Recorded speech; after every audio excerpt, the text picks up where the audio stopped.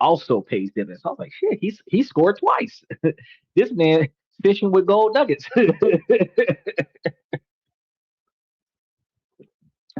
And I know what you're thinking. Well, why didn't I find those when I was looking?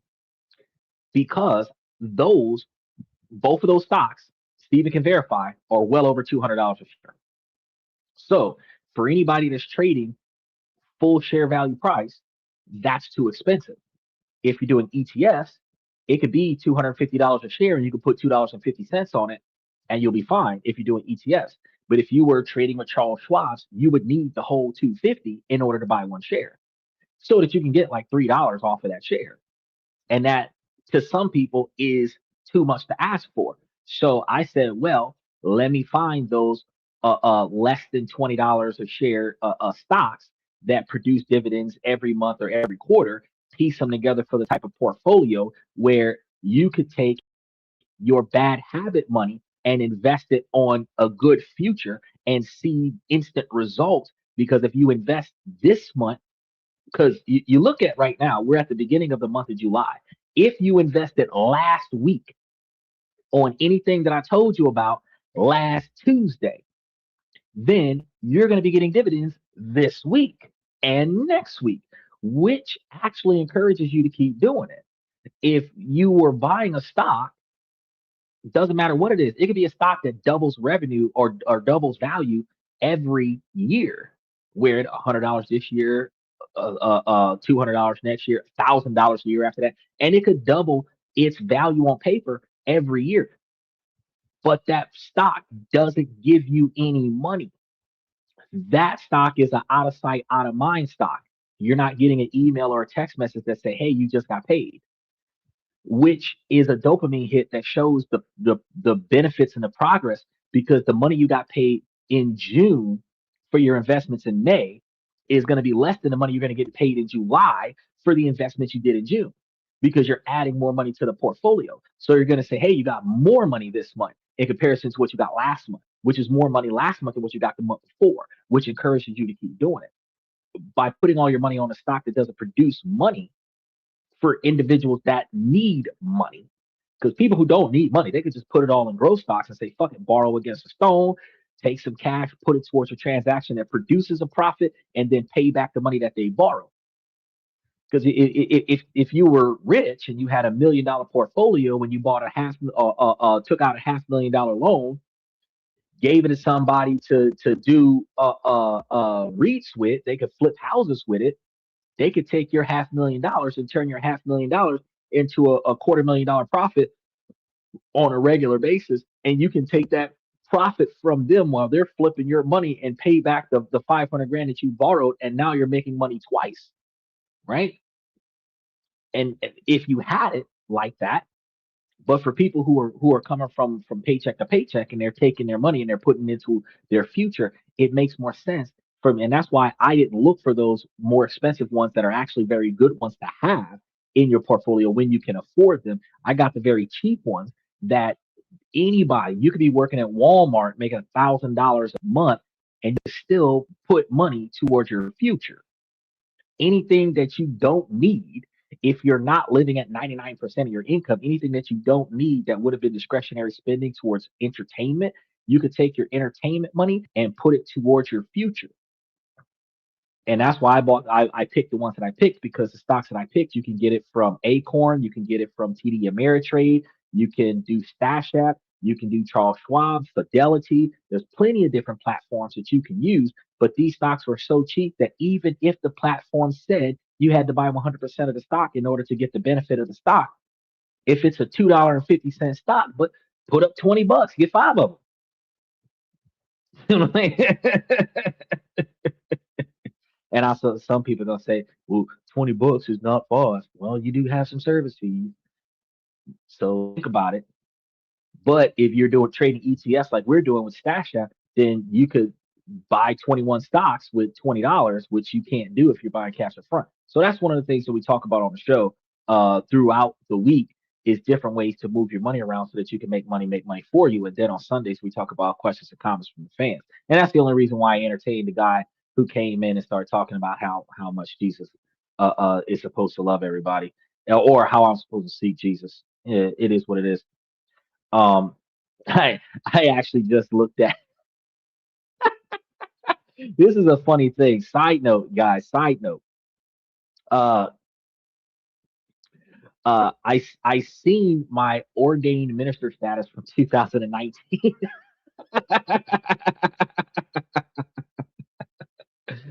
Needs to be reproduced, and I was like, oh snap! I forgot I had those credentials because they make press passes for those guys, and I was like, shoo, I could print that out and put that.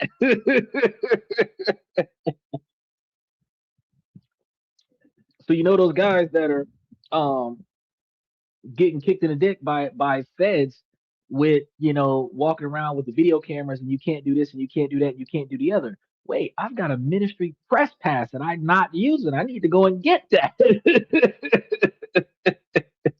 We're covering the news for the Lord. And that's why I entertained when Kobe came in with the bullshit. He said, if your income is $1,000 a month, you're broke. In fact, why are you here? Better get a second job. Jesus Christ. Well, your income is $1,000 a month because, and this is one of the reasons why we had that debate with Sterling the other day. The reason why your income is $1,000 a month is because you qualify for Social Security disability. Social Security disability SSI maxes you out at $1,000 a month, where you can still get the free $1,000 a month from the government and get the free $300 a month worth of food stamps from the government and get the free cell phone from the government as long as you don't make more than $1,000 a month. When you start making more than $1,000 a month, they take $2 of benefits from you for every $1 you make over $1,000.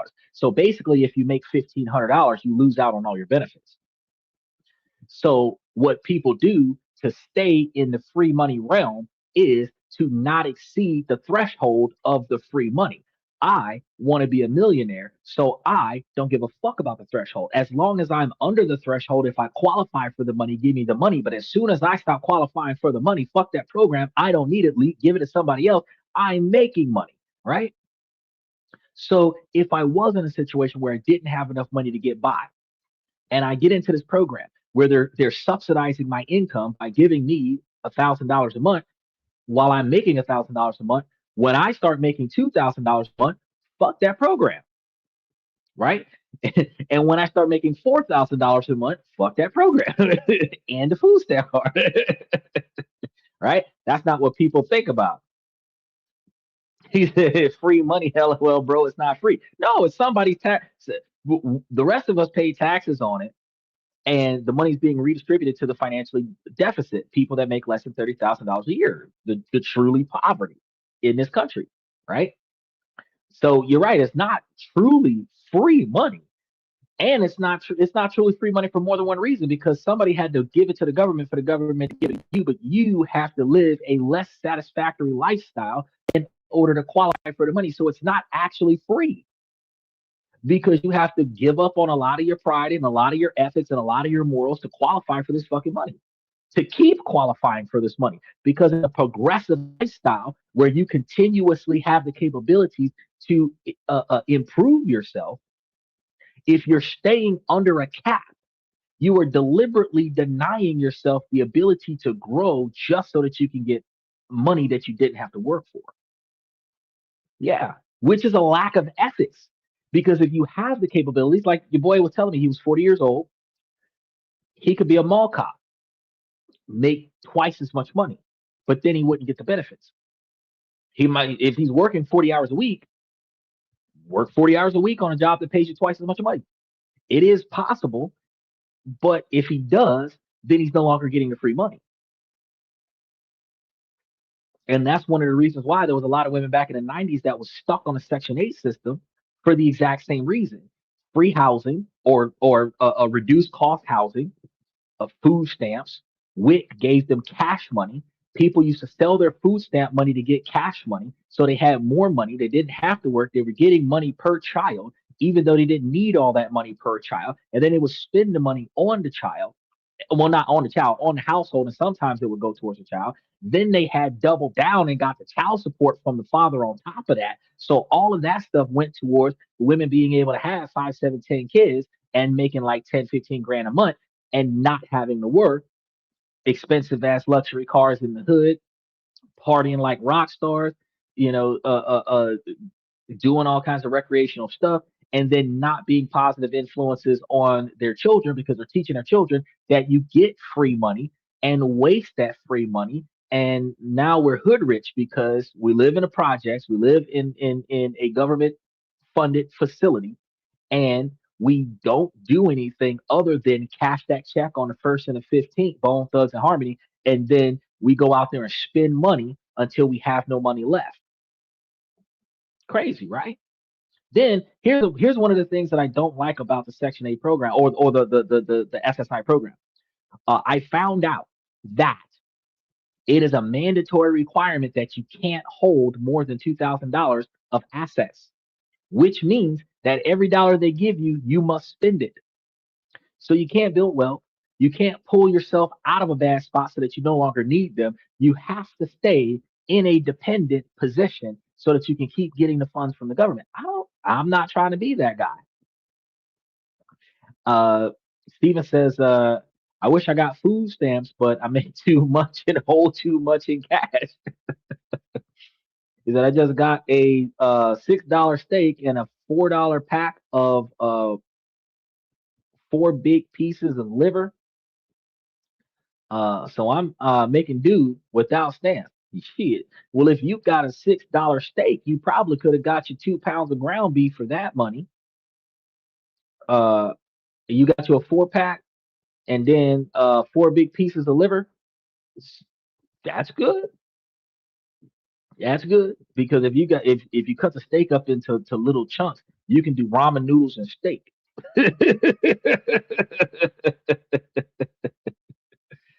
They're going for a 40. Hey. But two zigzags, go 45 and two zigzags. Subservitude sucks. It does. But it's the mentality of the man or the woman in some situations where we believe that it is better for us to stay in a guaranteed income scenario than a volatile income scenario. So a volatile income scenario is going out and working for money so that you can get fired off of that job and then have to go look for a job. Even more volatile working for money is working for yourself, trying to build financial success based on your work ethic and your motivation when your work ethic and your motivation sucks.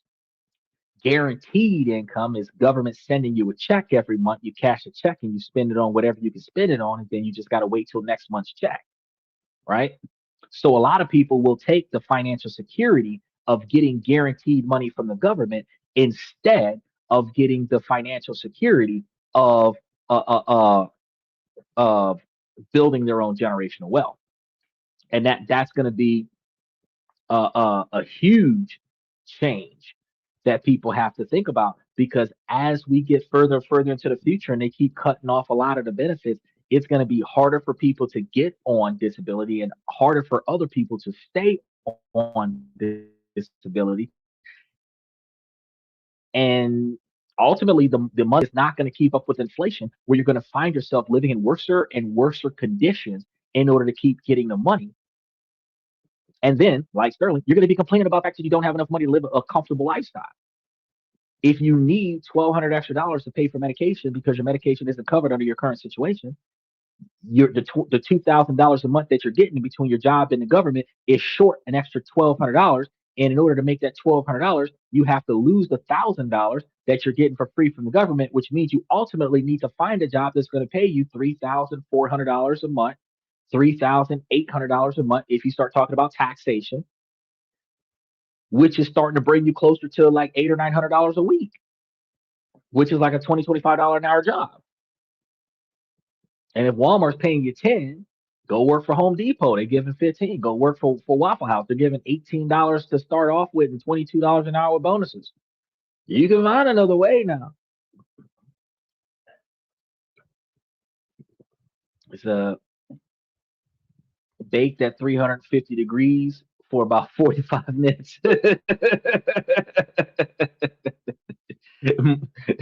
Michael's catching up with the conversation. All right, so I know that y'all came here today because we're supposed to be talking about some questions and comments from the fans. I got some quite a few comments. This is going to be our Murder She Wrote as the world turns, days of our lives kind of comments. I think these are going to be some pretty interesting ones. We're going to go ahead and get started. Feel free to put your comments in. You can click the link, approve the mic, approve the camera, bring yourself on in real time as long as you are over the age of 18 and you are positively involved in the show. Uh, if I don't think that you're over the age of 18 or if it looks like you're about to troll the show, I'm not going to put you on. If I do put you on and I find out that you are trying to troll the show, then I'll immediately take you off and ban you at the same time so that you don't come back to the show. All right, let's go ahead and get going. My husband admitted he deletes photos of me before showing people his camera roll. I was playing on my prize last night while my husband was showing his sister pictures from our vacation. I noticed he kept swiping fast past any photo that had me in it. At first I thought I was imagining it, so later I asked him. He looked embarrassed and said he does it because I don't photograph well lately and he doesn't want people making comments. I asked what comments. He said nothing specific, just that I've gained weight since having our second baby, and he knows I'm sensitive about it. The thing is, nobody had commented. He was protecting himself from being embarrassed by me and calling it protecting me. I didn't yell. I just went upstairs and cried in the bathroom like an idiot. He apologized after, but it felt more like he was sorry I noticed. I keep thinking about all the trips and birthdays where I thought we just didn't take many pictures together. Now I'm wondering how many he deleted before I ever saw them. Okay, so first let's start with Michael. Michael's always got to be sarcastic. So he's claiming that he's got a girlfriend and won't stop cooking and buying him things. Should he keep her? Yeah, you should. If you have a woman of value that is respecting you and contributing and reciprocating, that is a keeper. If you have one that is riding your coattails, that's only there with their hand out, they're not providing any positive influence in your relationship, they're not providing any meaningful contributions to your lifestyle, then they're a waste of space, they're a waste of resources, and you should get rid of them. Plain and simple. Now, as for this woman, she's ungrateful. This is one of the reasons why men lie to women. Um, she's had a second child, so she already had baby fat from the first child. She had a second child, so she's got more baby fat. She's looking a little bit hefty, like a beast whale. Okay, and in this dynamic, the fact is that when a woman looks at herself, she doesn't look at herself in a very positive light. So she will find, I don't know why they call themselves a 10, but when they're beating themselves up, they will find every single thing to ruin their own self esteem. It's almost like when you walk into the mirror, like depression just hits you in the face because you don't like the way you look. That's why a lot of women put on so much fucking makeup and fake hair and everything to that effect because you don't like the natural you. So you try to change it. And women make an excuse and say, well, I want to be different every now and again. Different means that you are your natural you like 300 days out of the year. And then like 60 days out of the year, you might want to do something different. That's doing different. Like every show, my hair's been pretty much the same, but there are some shows where it's forward, up, to the left, to the right. One day you'll see it, it'll be braided down. That's doing something different. But if your natural hair is never shown, that's not being different. That is covering it up. Now, what does that matter with this particular situation? The lady is here complaining about the fact that the man is preventing her from having negative comments made about her behind her back. Negative comments that could be made in earshot of her where she could say that. A situation where because this is how women happen, but this is how bullshit starts. Is two people will be looking at photos. One person will make a comment, another person will hear it, and that person will tell the other person, "Girl, you know what so and so said about you on such and such situation," and that is what her husband is trying to prevent. If he's showing his friends photos, he's not going to show his friends photos of his overweight girlfriend while she's still working down the baby fat because he doesn't want anybody to say, "Whoa, your girlfriend put on weight," so that his homeboy's girlfriend can come back and say, "Girl, they were making fun of your weight and blah blah blah blah blah," so that she could come back and jump on him for showing pictures of her when she wasn't at her best. Then you have the other scenario where if he was showing the photos to one of her friends, if she wasn't in the best form, like her stomach hanging over her clothes, she might have been doing one of these things where she was excited, but you can kind of see three stomachs up under there, and her, ooh, she doesn't look good in this photo, and your girlfriend here. So he's doing this to try to protect her. Now, he is in fact embarrassed that he has to hide his wife to prevent his wife from having an emotional breakdown.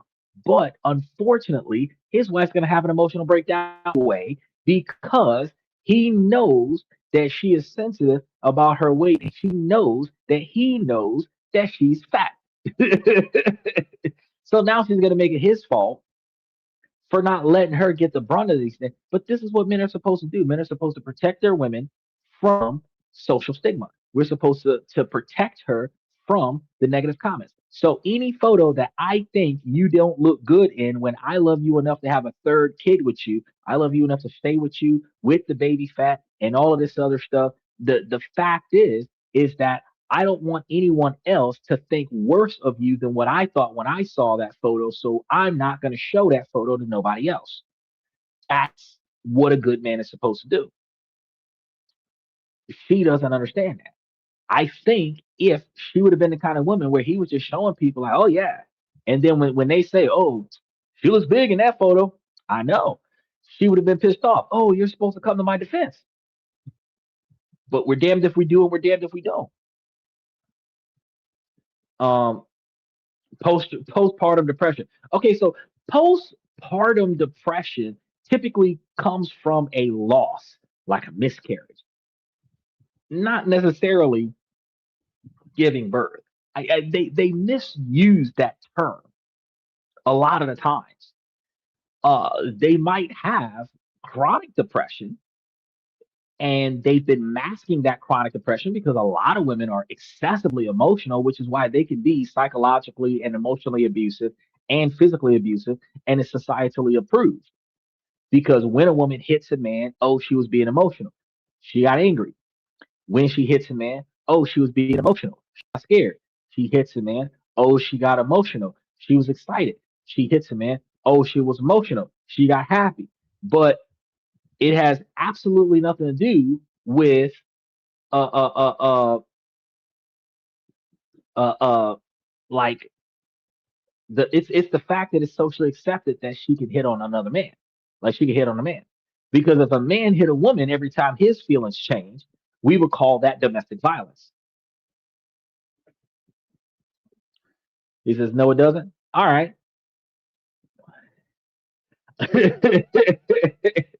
See, look, Michael be coming out of the woodwork left field, and the Michael be miscategorizing a lot. He from the old school, and we got to have a battle of information because he be he be misunderstanding the narrative, and then I got to prove to him. What 90 to 95% of the time I'm right. I think the only time I was wrong was with the Old Spice thing. He said Bobby Brown was just being emotional. Exactly. That's what I'm trying to tell you. That's what Ray Rice in the elevator. He was just being emotional. OJ was being exceptionally emotional. You see what I'm saying? That's you want to argue. No, actually, I was providing facts. When you contradict me and tell me that's not true, then you want to argue. Because if you disagreed and didn't comment on it, then we would just move on. But you want to argue. You just say, "Oh, I'm a nurse." No, you're not. You're retired, so you're not a nurse. You used to be a nurse. generations ago. I've got street cred. You've got outdated information. You're not active in the field today. You don't have real world 2026 skill set knowledge. So,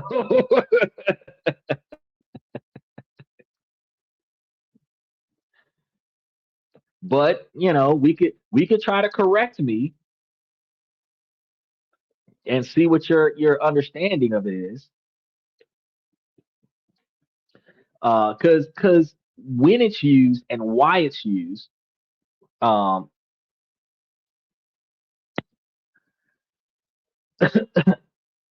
it is going to be two different things. And I think that you know as a I still hold that title, bro. You you can hold any that you want to hold. You can hold the WWE Championship title and never have been in a ring, right? Just like Joe Biden's wife, you can hold the title just like former President George Bush. He will forever be for the rest of his life former president, but has not been inside of office for like four presidents already, right? Doesn't mean you still got it.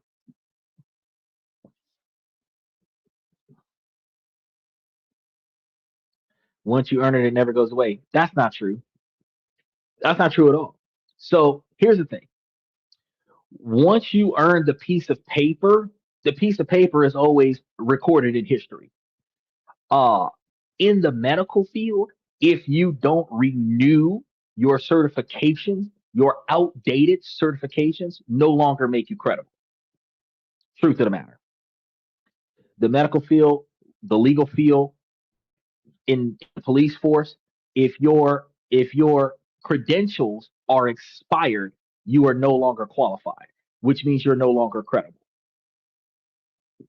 That's how that works. Now, in automotives, a mechanic is always going to be a mechanic. Even if you ain't fixed a car in 30 years, you can tell somebody how to fix a car. You don't need a mechanic's license to know how to fix shit, right? But a nurse needs to have a nursing license. A doctor needs to have a doctor's license. A lawyer needs to pass the bar and have their bar license. And once that expires, you are no longer credible. A little bit of a difference. Special shout out to Max Opposer. Now, you can self proclaim to be a former nurse, but you're not self proclaiming to be a former nurse. You're self proclaiming to be a current nurse, which you're not. You're retired. So the way things used to be, and it depends on how many years ago you retired and whether or not you continuously learned the dynamics of your field in order for you to be able to say that I'm still up to date, even though I no longer practice.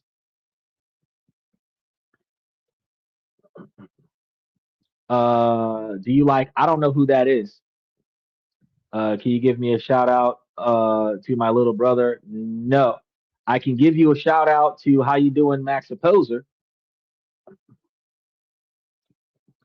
Okay, continuing education credits, CEUs. So if you're continuing education and you got some updated 2026 knowledge, then you might have some credentials. Might, might, because a lot of people just go for the sake of going, but they don't actually learn nothing.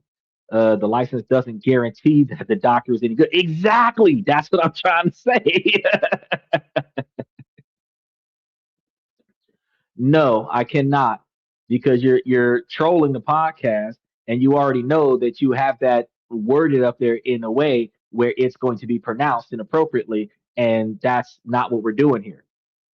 So since you one of my day ones, I'm not going to put you in timeout or block you or anything like that. Put I'm not going to translate that name. I'm not going to do it. So I'm going to ask you to behave for you to stay here. Has the body changed so much over time in the last 70 years? Yes, the body 100% of your cells change within 10 years time. So 70 years old, 100% of your body has changed seven times over. You are not the person you were 10 years ago, and you're definitely not the person you were when you were born.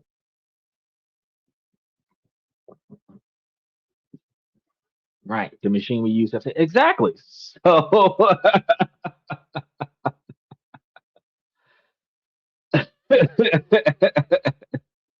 I can exercise my faith. Nah, you don't have to do that. Max is fine. He's gonna behave.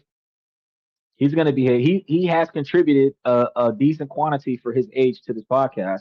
All I have to do is just ask him to respect the channel, and give him his 15 seconds of fame, and he will behave. Um, uh, so you were talking about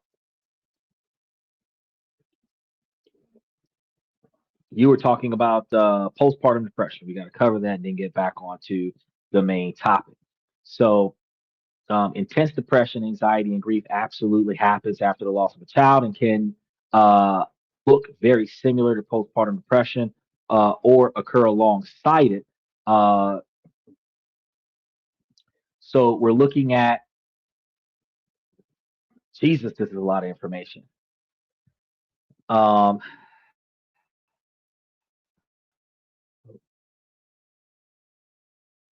looking at what you're trying to throw out, because you have it with miscarriages, stillborns, or infant death.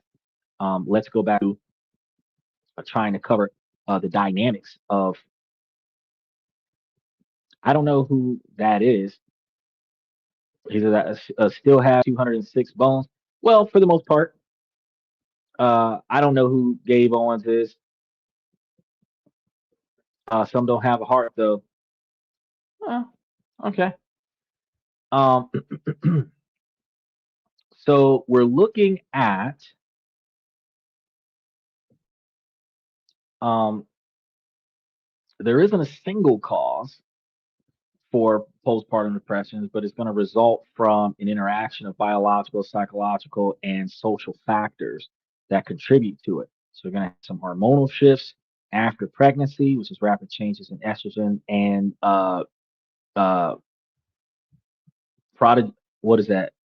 Progesterone, and sometimes thyroid hormones, physical stress from pregnancies and childbirth, pain, lack of sleep, personal and or family history, depression, bipolar disorder, other mental health conditions, high stress relationship problems, limited social support, financial strain, or recent major life events, complicated pregnancies or deliveries, premature or medically fragile infants, or NICU stays, and the stillborns, the miscarriages, and the separation anxiety from her and child. There's a lot of things that can contribute to it.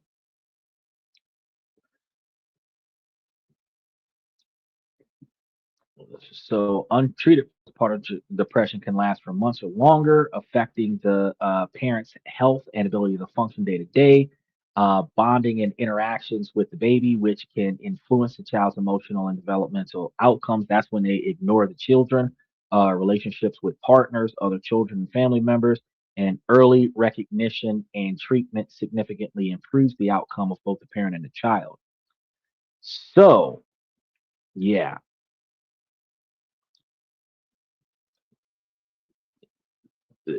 coming from the history of mental illness, traumatic situations, and the loss of a child. He says, what is the treatment for this condition? Therapy.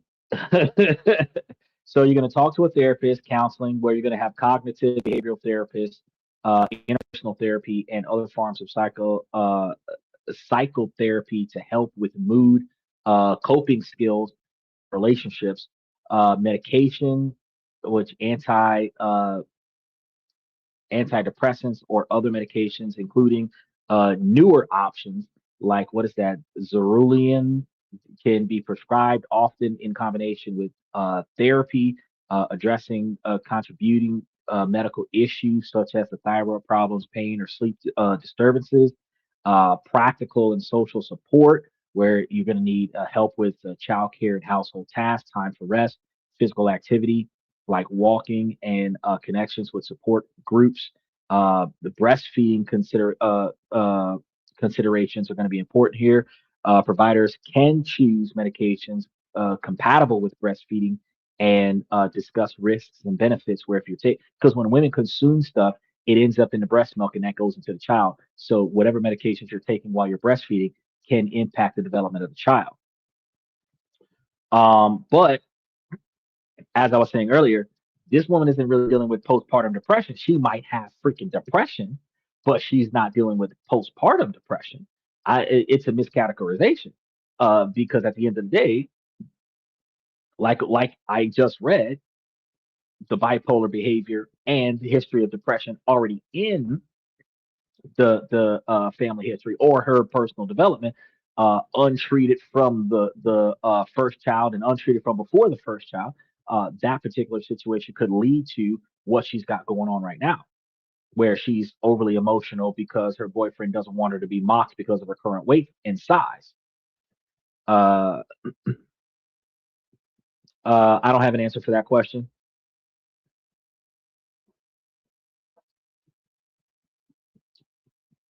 Uh, Lots of factors in postpartum depression. Yeah, they're typically going to come from, like we just discussed, a large quantity of extreme trauma. So it is still back to what I was saying. It's not postpartum depression. It can be called postpartum blues or childbirthing blues or whatever. But the so here's the fundamental situation. He says frontal lobotomy. Yeah, that'll make her behave. Uh, Frontal lobotomy will make her behave. It's just that the uh, so here's my issue with the whole thing. Um, you're trying to diagnose a person based on the fact that they're being irrational, and one, none of us are actually qualified to do that. Second of all, she's being irrational. The fact that she's being irrational doesn't mean that she has a mental condition. She can have a mental condition, but she's literally just being irrational. Okay. Now, what we have done in society is we allow ourselves to deflect first person accountability and deflect responsibility from ourselves onto everything under the sun, including mental health. Whatever it is, where we can paint a picture that our inappropriate behavior is beyond our control. That is how our society has become. Everything has a symptom. That is a condition that can be prescribed a medication, which is big pharma profiting and then major insurance companies profiting as well. But truth of the matter is that she's being unrealistically uncooperative in a situation where the man was doing what he thought was best to prevent her from being mocked and criticized by their social network. So it is it is more appropriate for to recognize that it's not postpartum depression because she's got two kids. And I don't see her having postpartum depression unless she lost those kids. I see her because again, if we were to play the video, the audio file over, she was happy go lucky until she found out that he was deleting photos of her and not letting people see photos of her when she did not look her best. And that's where our straw man topic kind of spiraled. And that's why when I made the comment, no, she would have had postpartum depression if she would have lost a child. She's not going to get postpartum depression in this situation from just giving birth because she wasn't depressed. She wasn't depressed by nature. She wasn't moping around the house. She wasn't in her feelings or whatever.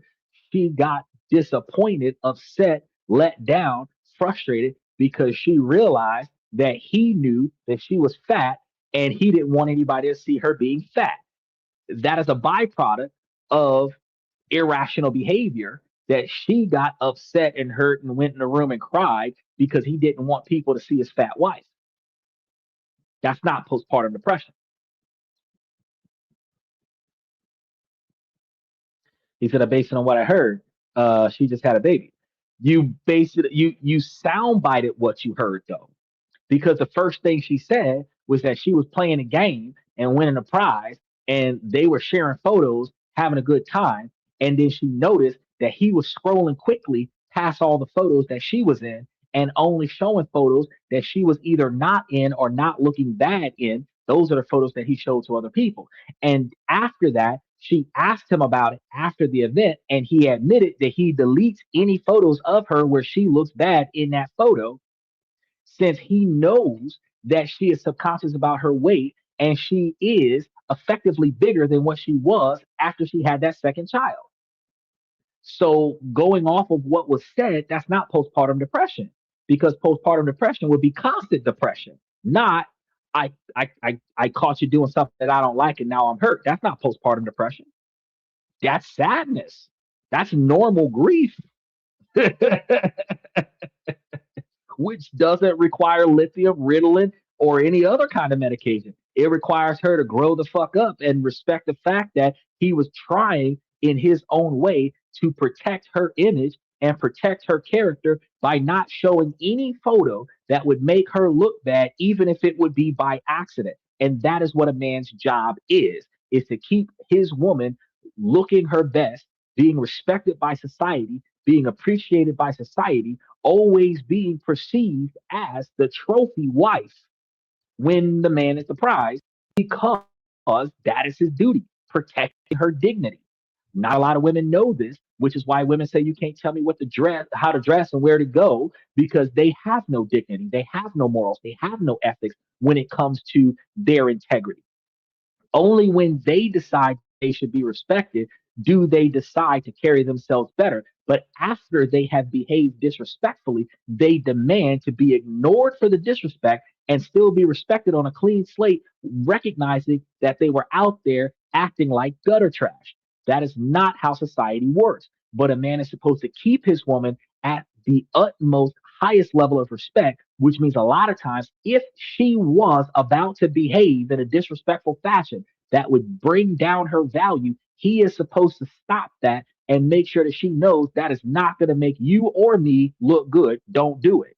And she is supposed to respect him and not do it the same way. And I know the closest thing we can get is what you guys see in the movies, where when a poor person goes into a rich family and the mother-in-law is telling the woman how to behave, that's exactly what the fucking husband is supposed to do. He says, you get knocked up, have a baby, then look in the mirror and nothing looks good. Then someone saw a picture of her. She said, yeah, exactly. Okay, it is emotional damage, but it's not postpartum depression. It can be a form of depression, but it is not postpartum depression, because sadness, well, depression is sadness turned inward. Anger is sadness turned outward. So, I mean, yes, I would not say that it's not depression, but I'm not going to say that it's postpartum depression. It's not related to the pregnancy. She already had the child. She had the child and she was happy till she found out that he's deleting her out of all the photos. Steven says, I like him with a few extra pounds. She should accept it or hit the gym and eat whole. Exactly. If you came to me and told me that I was looking a little hefty, then I'm going to probably skip a couple meals or eat a little lighter or something like that. Walk a few extra miles. Walk instead of drive. Take the stairs instead of an elevator. Right? Work that shit down. If he don't want to be seen with me in these photos because I'm too big, but he's not going to tell me I'm too big, that I'm going to lose enough weight for him to include me in the fucking photo. That's how you fix that problem.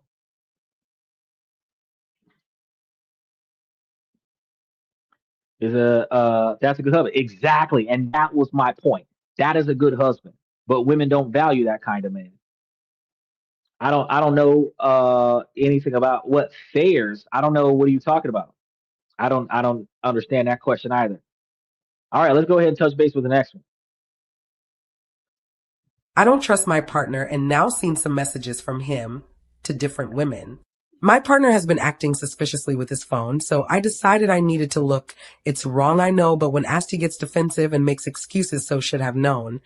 But I looked, he sent several messages to different women over the last few weeks, some reactions to stories on Instagram, whose profiles are basically half-naked pictures. using the flame emoji, but as they disappear, there's no proof they were half-naked pictures, and a message to a woman starting, "Hey gorgeous," and how he misses her smile at his old job, etc., and he has activated disappearing messages to another woman who currently works at a different branch to him, but he does sometimes see, I can't obviously see what has been said, but that messages were sent 2 days ago, and the work they do, they have no reason to speak at all other than when they are wanting to start work and making small talk and can't speak during work due to the roles held by both.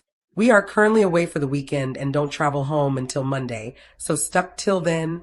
I'm in a good position if I leave as I own all vehicles, including the bike he rides, and previously paid for his PC and Xbox and gifts, but willing to take it all as compensation, leaving his house almost empty since I paid for it all.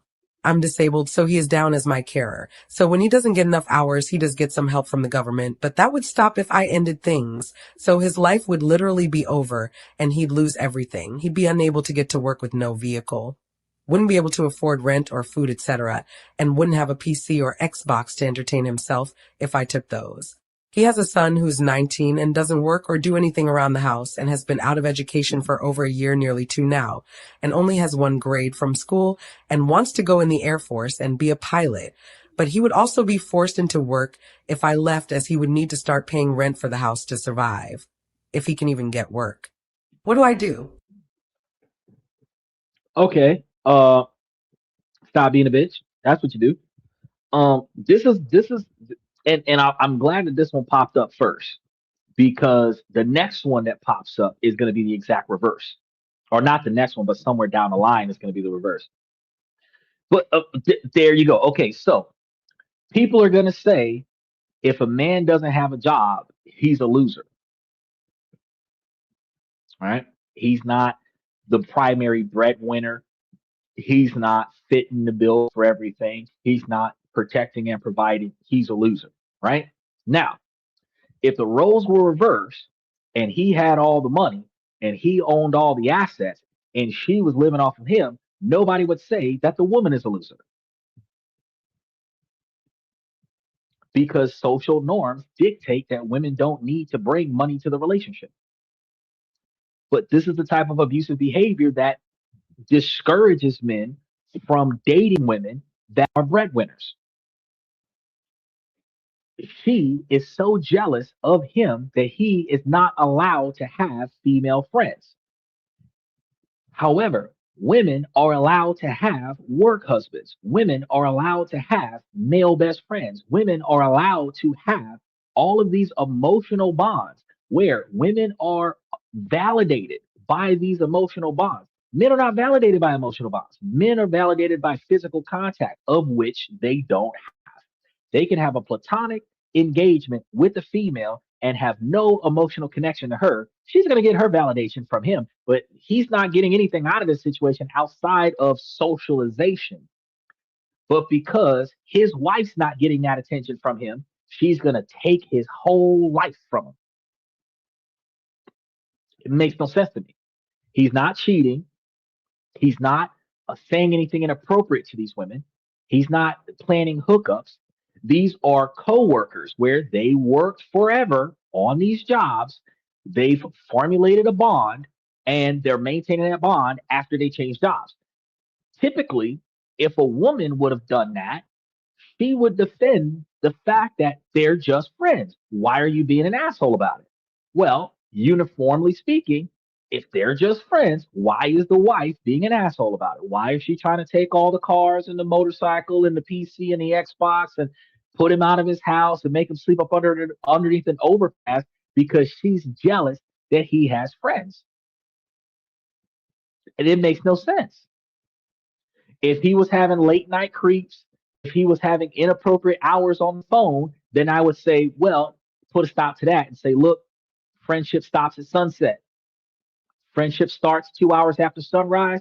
Friendship stops 2 hours after 2 hours before sunset. Right now in California, sun's setting at like 10 o'clock, but in Florida, sun is setting at like 7. So 2 hours before sunset, you stop talking to your friends at like 5, 6 o'clock if you're on the East Coast. If you're on the West Coast, you stop talking to your friends at 8. Period. Start talking to them 2 hours after sunrise. Over on the East Coast, 2 hours after sunrise might be 4 a.m. So 2 hours after sunrise is 6. Over on the West Coast, 2 hours after sunrise might be like 7 o'clock. So you start to talking to people at 9. Bill, you're good. As long as you keep it inside of appropriate business hours or a little bit before business hours, a little bit after business hours, you're good. No secret meetups. If you're going to meet with your friends, I might come too. If you're not doing nothing suspicious, you should not have an objection, right? You should be able to tell me where you're at and where you're going. Well, all I see is a blazer. How you doing, John Park? I don't see a face. I can't tell if you're over the age of 18 or not. So I'm going to assume that that would be a troll. Okay, looking heavy here. I'm going to give this a shot. Quick. Let's see. Mr. Park, what do you got for me? Hello? Hello.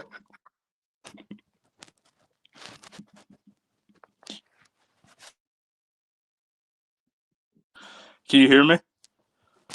Yes, I can. Sorry, I'm just trying to figure this out. What do you got for me, Mr. Park?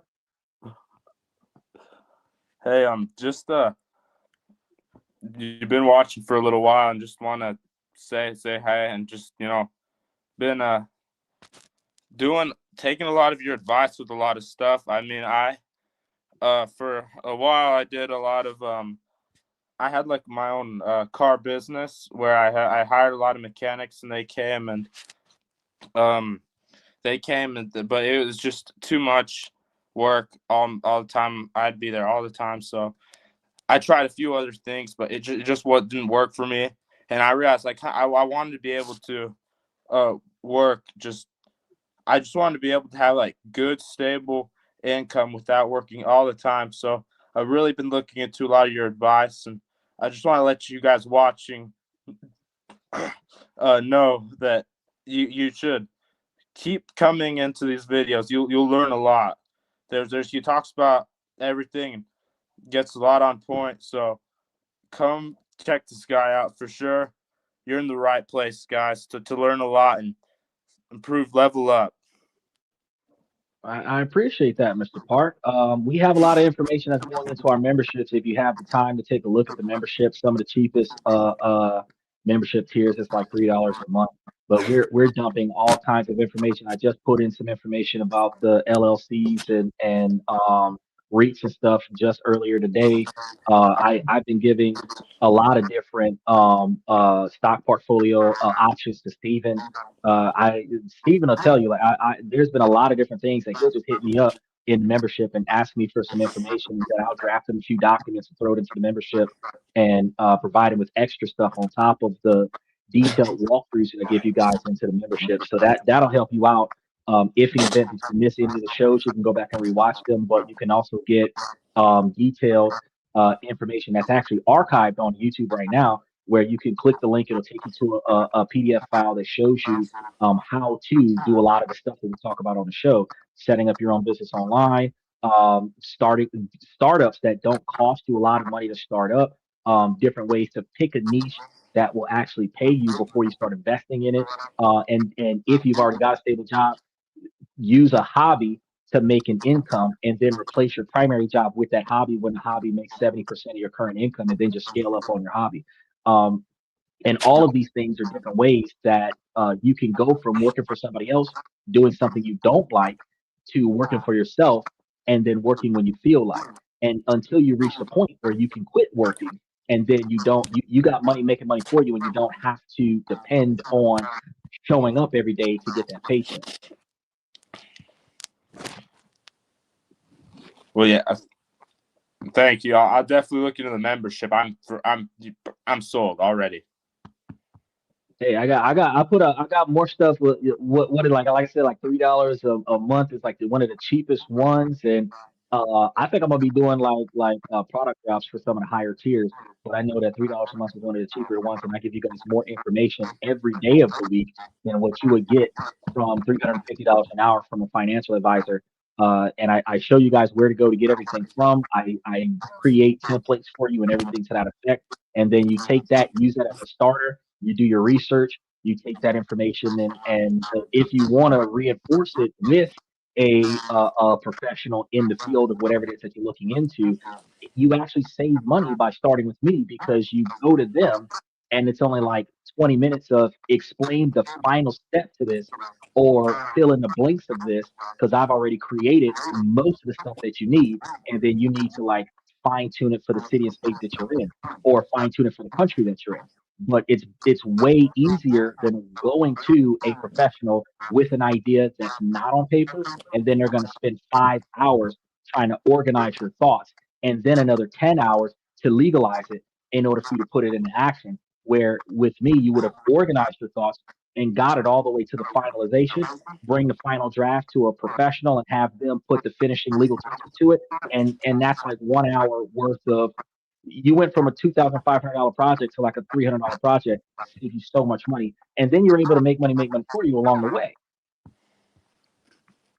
I see, man. You for sure make it easier, and trust me, I'm sold. You'll be getting way more than $3 a month from me, man. All my friend I of really mine, appreciate that. Because yeah, you make sure that you come back tomorrow because we're going to be talking about the housing situation. We're going to be talking about the gun situation, but we're also going to be talking about nuclear power. Even though that's going to be like a 25-year thing, the fact is that the changes that they're making right now is going to be like 4 presidents down the line. Things are going to be better. And honest to God, I'm going to be like, hey, Donald Trump did this. We can't credit if Michelle Obama is in office in 2045. I can't say that it was her that the nuclear power did what it did because it went into action now. And typically, an executive order takes 25 years if it is not appealed to actually impact society. So, right, we have a president once every 4 years. So technically, you would have to go back 6 presidents to say that some of the suckiest executive orders that did its term 6 presidents ago, that guy's responsible for partly as to why the country sucks right now. wow. And when we look at right now, Trump is there. So you go back, you had Biden, you had Trump, you had 2 Obamas. So was it Bill Clinton or George Bush was right before Obama? Uh, pretty sure Bush. Right. And that's the reason why 2026 sucks. Because that's 6 presidents ago. 25-year executive order. I see. Wow. Yeah. So one of the things that we do on the show is that we show you guys how politics negatively impacts your ability to make, save, and invest money. Then we show you guys how to make, save, and invest money, change your decision making skills so that your personal decisions do not compromise when you make money. Because one of the worst things that we experience in life is no matter how much money we make, we're always broke because of lifestyle creep. You get more money in, you start buying more commodities, you start feeling better about your life because you're able to get more of the things that you wish you had, but you still don't have any extra money because you're spending all the extra money. So your standard of living has gone up to offset your income that increased. You're still living paycheck to paycheck and you're still stressed out because you don't know where your money's going to come from if you lost your job tomorrow. What we have to train ourselves to do is to keep ourselves in a 30 percentile margin, regardless of what our income is. We upgrade our lifestyle when we're making 4 times more than what we need to live off of. Then we can up our lifestyle 10% or 15%. So if you're think about it, if you're living on 30% of your income, you on a 40,000, well, $50,000 a year income, $55,000 a year income, your standard of living will be something close to $15,000 to $20,000 Hmm. if you were living on 30% of your income. If you're making Right. $70,000, you're probably going to be closer to $35,000 a year, almost 40,000 a year. If you're living at 75 to $80,000, when you think about that, you would have plenty of money to invest. You would have plenty of money for emergency funds. You would have plenty of money to travel because your base standard of living, your rent, light, gas, water, car insurance, phone bill, everything would be inside of that 30%. People don't Right. realize that until they try to buy a home because the lender will tell you that the max debt to income you can have is 41%. And under certain circumstances, they might give you 51%. But those circumstances are very rare. You have to be like a veteran. You have to have really good credit. You have to have a long financial history to qualify for that 51%. The average person, if you're at 43% or 45%, they tell you you can't get a loan unless you put a significant quantity of money down on a property. Then they'll give you that 45%. So if the lender is telling you to qualify for a mortgage, you need to be under 41% income. And I'm telling you, in order for you to be financially stress free, you need to be at 30%. That's an 11% variable, but 1/3 of your income is how you're no longer stressed. And that means that you have to think about the stuff that's going on in your life that you don't necessarily need, but you want and you enjoy, and then decide to cut that stuff off and then see how much money you have left. That extra discretionary spending can invest in brokerage accounts. It can invest in health savings accounts. It can invest in life insurance policies. It can invest in all of the things that you need to have an end result better than your current lifestyle. And then, because of anything over that 50%, because the 50/30/20 rule, living off of 30, paying off debt with the other 20, or discretionary spending with the other 20, and then investing with the other 50, that 50% going away. If you made 50,000 a year and 25,000 was going into a brokerage account, you'd have $500,000 in 10 years. But that's Right. not going to happen if you're living at 90% of your income and you're only able to put away $10,000 a year. Mm-hmm. So that's when we got to think about: do I really need the case of beer every day? Do I need to buy the pack of cigarettes 3 times a day? Do I really need to go hang out with the boys at the club? Do I really need to go to the strip club? Do I really need to spend all this extra money on a girlfriend? All of the things that do I need to bail my friends out of jail and pay for their costs of court and help them out with their finances when they're making bad financial decisions? All of these things we have to ask ourselves: do we really need to do this? Or do we really need to put our money in a place where I'm no longer struggling, which makes it easier for me to bail other people out, because I know a lot of people that are financially challenged. If I won the lottery today, I would subsidize somebody I care about so that they no longer struggle either. Right? Right. That's what a lot of people say. I'm gonna get my grandma, my mama, my brother, my dad, somebody, my best friend. I'm gonna give somebody a chunk of my shit. They did nothing to earn it, but I'm gonna give them a chunk of my shit so that they no longer suffer too. Now, why can't we, as broke people, build our wealth to a level where we can afford to do that? Because bailing out a friend should be inside of your 30%. So Yep. that means that if you're living on a $30,000 a year lifestyle, you should have a $100,000 a year income. And until you have that $100,000 a year income, you shouldn't be bailing out a friend. Mm-hmm. I would loan it to them with interest. And while people are going to say that's dirty, if you got it to loan, you got it to give. If you loaned it to your friend with interest, like an Amscot or something to that effect, when they pay you back with interest, they borrow 500, they give you back 550. Every time they borrow from you 10 times, you've got 500. Now you got 1,000. If if they need money, they can borrow from the capital that they're building by paying you back with interest. Now you have their emergency fund on one side, your emergency fund on another side, and they're capped at whatever they paid you back. They can't Yep. borrow from you more than this limit, which prevents you from taking your light bill money and paying off a friend's debt. It keeps you secure. But then on the same side, if you got a friend that's using you, they will put themselves in a financial bind, borrow money from you because they know you got it. You're going to give it to them because you're a good friend. They're going to hold your money so long you got to borrow it back. And then they're going to make excuses about why this is a bad time to get the money back. But that's the same kind of friend that when they get a little extra money, instead of paying you back first, they'll go on a vacation, they'll go to a club, they'll go to a house party, they'll go to an activity or an event, they'll buy tickets to a concert or some shit. You're living paycheck to paycheck, waiting on your reimbursement. They're living a life of Riley, but they still owe you money. Yep. What's funny is It wouldn't work then. I've had Go that ahead. same situation. I had two friends of mine I've had since I was a kid. Kid Tom Pearl and this kid Gabe Horn, and they they were actually both arrested at different times. But with my friend Tom Pearl, I was kind of young. I was just starting to make my money, and I was like, yeah, I've known this guy for so long. I don't want him to go through this. It was kind of a dumb reason to be arrested, but I was like, I'll get this guy on bail. It wasn't a big charge.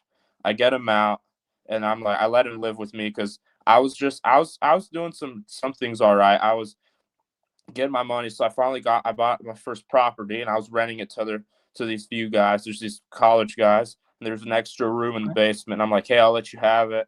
I'll let you stay there for like the first month or two free. I don't remember what it was. Then you're gonna have to start to Right. pay me. It was, I don't know, maybe 400, $500, less than what he should have. Maybe at the time it wasn't, but anytime he got money, it was just straight up. He'd either go get drink, go get cigarettes, or spend it all at the gas station. And I've had that with lots of people in my life. So that's funny you bring that up, because that's happened to me several times with lots of people. Just I did a really poor job. Sometimes I still do a really good job with who I put my trust in with. And sometimes I'm too easy on people with financially. I feel like I'm obliged to help people.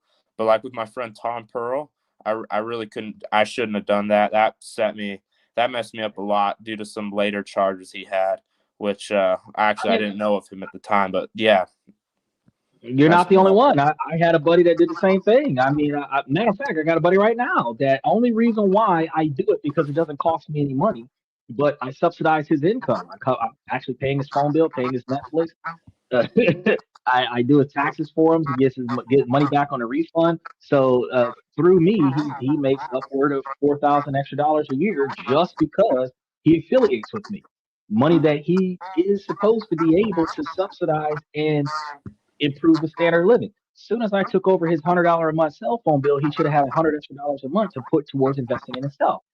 He is still living from paycheck to paycheck. He's still borrowing against a stone. Actually, a month or so ago, he called me up and asked me for $450 to pay for his car note because he took that $450 for his car note, went and got a secure credit card, knowing that his car note takes cash only. And he calls me up and says, "Hey, can you pay for my car in cash? And then I pay some of your bills with the credit card, and then I can pay my." No, I can't. You should have waited on that credit card. Pay your car first, take the extra money you have left over, and then get your credit card and pay the bills that would accept the credit card with the credit card so that you don't got to worry about it. But don't screw up financially and then call me for a bailout. I'm already giving you $1,200 extra a year. You should be able to put that money aside.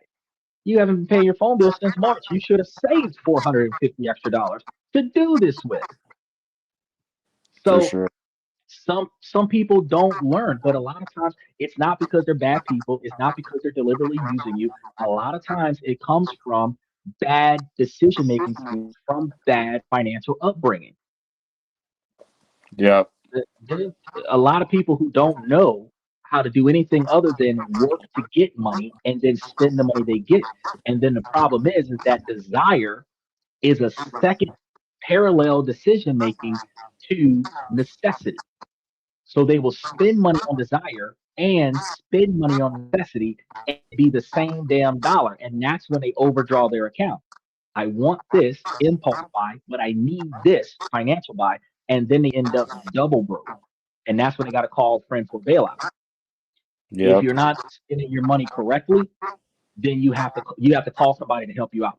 If you don't, even if the money is not right, but you can actually move some money around, you're doing better for yourself when you don't have to ask somebody else for help. It actually, this is one of the reasons why I say loan the money to your friend instead of give it to them.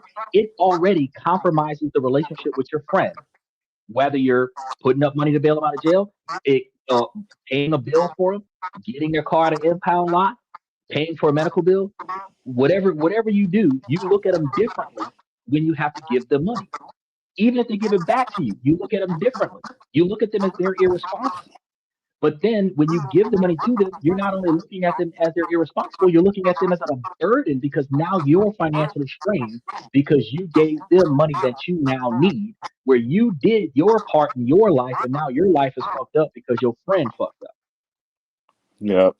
Yeah, and when you're young, sometimes that'll hit you, because I was trying to make sure I did things. I was trying to make sure I did things right as a kid. That I didn't repeat what I'd seen like some of my friends grow up. So I made sure I immediately got. I started working really young. I was doing I had no free time basically after my high school years, which sometimes I do regret, but I was making sure I was working all the time. I was doing so much extra stuff to get money, right? So when you're young, I think I don't really regret anything I did there. I learned a lot. I had a lot of experiences, things that have helped me throughout my life. Being able to fix stuff like water lines. I have like rental properties today, and I sell homes. So being able sometimes, instead of having to pay somebody, and be able to go in sometimes myself and a few buddies and be able to fix water lines and sewer mains and stuff like that that's one thing that's very useful from what I learned younger. But sometimes those relationships when you're younger can really mess with you making money, because you also want to start developing as a person, getting to know more people, and so a lot of people you'll meet will really try to kind of dry you out of your money. Yeah, I've said that you have to change your friend network. You don't necessarily have to ostracize the people that are hurting you, but true to life, you should not be the most successful person in your network. You should have people that are better than you, people that are not as good as you, people that are on the same level as you. You should be able to contribute to all of the people in your network, and they should be able to contribute to you in some way, shape, or form. If it is a one directional relationship where somebody's getting from you and you're not getting anything other than companionship, that is a waste of your time. If you're not getting anything out of the deal, they might get money, but they might give you a financial opportunity for you to make that money back. But if that's not happening, then they are, whether it's intentional or unintentional, a parasite. And truthfully, all relationships are parasitic relationships where I benefit from you and you benefit from me. But some of them are just plain leeching, where they are the only ones benefiting from you. And that turns into an upside down pyramid scenario where you're holding up the whole squad. And if you fall, everybody else falls. And when everybody else needs something, you're bailing them out. But when you need something, there's nobody there. And that's a very stressful situation. Steven says some people live with a poverty mentality, only thinking about how to make it through the day financially. And that's true. That's true. I only need enough money to get me to my next paycheck, is what a lot of people think. And I want, spend, spend, spend. And then when they look at their bank account, oh shit, credit cards are being declined, debit cards are being declined. I don't have any more money. I have just enough money to put gas in my car to last me until payday. And then they stop. And that's when they stop spending. But they could have done so much more with that money, and then they would have had a plethora. You would have had a second or third income coming in. You would have had way more stuff going on, and that would have been a lot better, less stressful, because if a financial situation comes up, if the light bill is three times more than what you thought it was, now you've got extra money to pay it instead of having to say, hey, can I borrow some money to cover my light bill? It was a little bit high this month. And as a man, just like Steven, when you were saying that the dude on the show that we were talking about just now was sound like a broke dude, uh, as a man, we're not allowed to be broke. We're not allowed to be financially challenged. We're not allowed to be in a relationship where a woman's making more money than us, because we are socially shunned as men by men and women if we're not the breadwinner, if we're not the financial head of household. So we have to have our shit together, even when we don't have our shit together. But it takes us until our mid to late 40s to get our shit together. Three-quarters of our life is what we invest in making it to financial stability. And then the last quarter of our life, we enjoy that lifestyle. But after it takes us three-quarters of our life to make it to where we are, we get into a relationship with a woman that takes half, if not all, of everything that we work for. Just like the gentleman that we were just talking about, where his woman was going to leave him and take the house and take the car and leave him homeless because she's jealous of him having friends.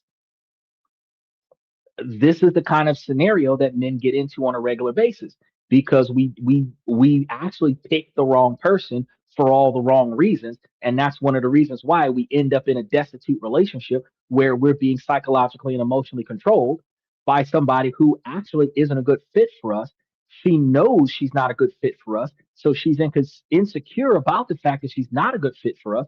And then she's going to try to control and manipulate the man by leveraging the man's assets. Well, I could divorce you now, put you on child support, take this, take that, take the other, clean the whole house out, leave you with nothing. So you better do as I say, which is Don't socialize with other women that'll treat you better than me, respect you more than I do, appreciate you more than I do, which would potentially convince you to leave me for one of them because they're doing better as a girlfriend or a wife than I am. So instead of me being a better person, I'm going to restrict your socialization skills so that you're not allowed to find better. You can't find another job if you're working double overtime on this one. You can't find a better car if this one is always taking all the money out of your pocket to fix it. You can't find a better place to live if this one is taking all of your money out of your pocket for rent. It's a scenario where you're being put in a position where you're too distracted from your current scenario to find a better scenario to be in. And that's why a lot of the time, special shout out to Daniel, that's why a lot of times when you get fired off of a bad job, that's actually a blessing because you would have never looked for a better job until you had all the free time in the world to look for a better job. Long as they were giving you double overtime, it didn't matter if you hated that job because you go to that job and make money off of that job, even if it's not enough to pay your standard of living. It is something, and something is better than nothing. Instead of thinking to yourself, you know what, I need more. Special shout out to TF Fireball. He says, "What if you and your friends gambled your rent?" Well, if you've got the kind of friends, this is one of the things that I've talked about before on the show. You do not want ride or die friends. You do not want a ride or die relationship. Ride or die friends are the kind of friends, and ride or die relationship is the same dynamic.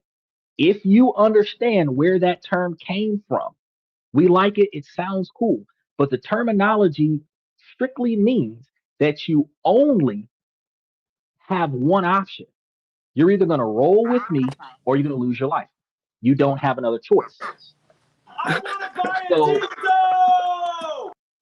the problem that you have with that is you can't come in a situation with a ride or die mentality with a friend. You have to come into the situation with um, the observation of a down for whatever friend that's more to the magnitude of I'm gonna hold you down. I'm gonna help you out. I'm gonna work with you, and we're gonna get this done no matter what it is. No questions asked kind of friend. I'm gonna make this work with you kind of friend. That makes a lot more sense.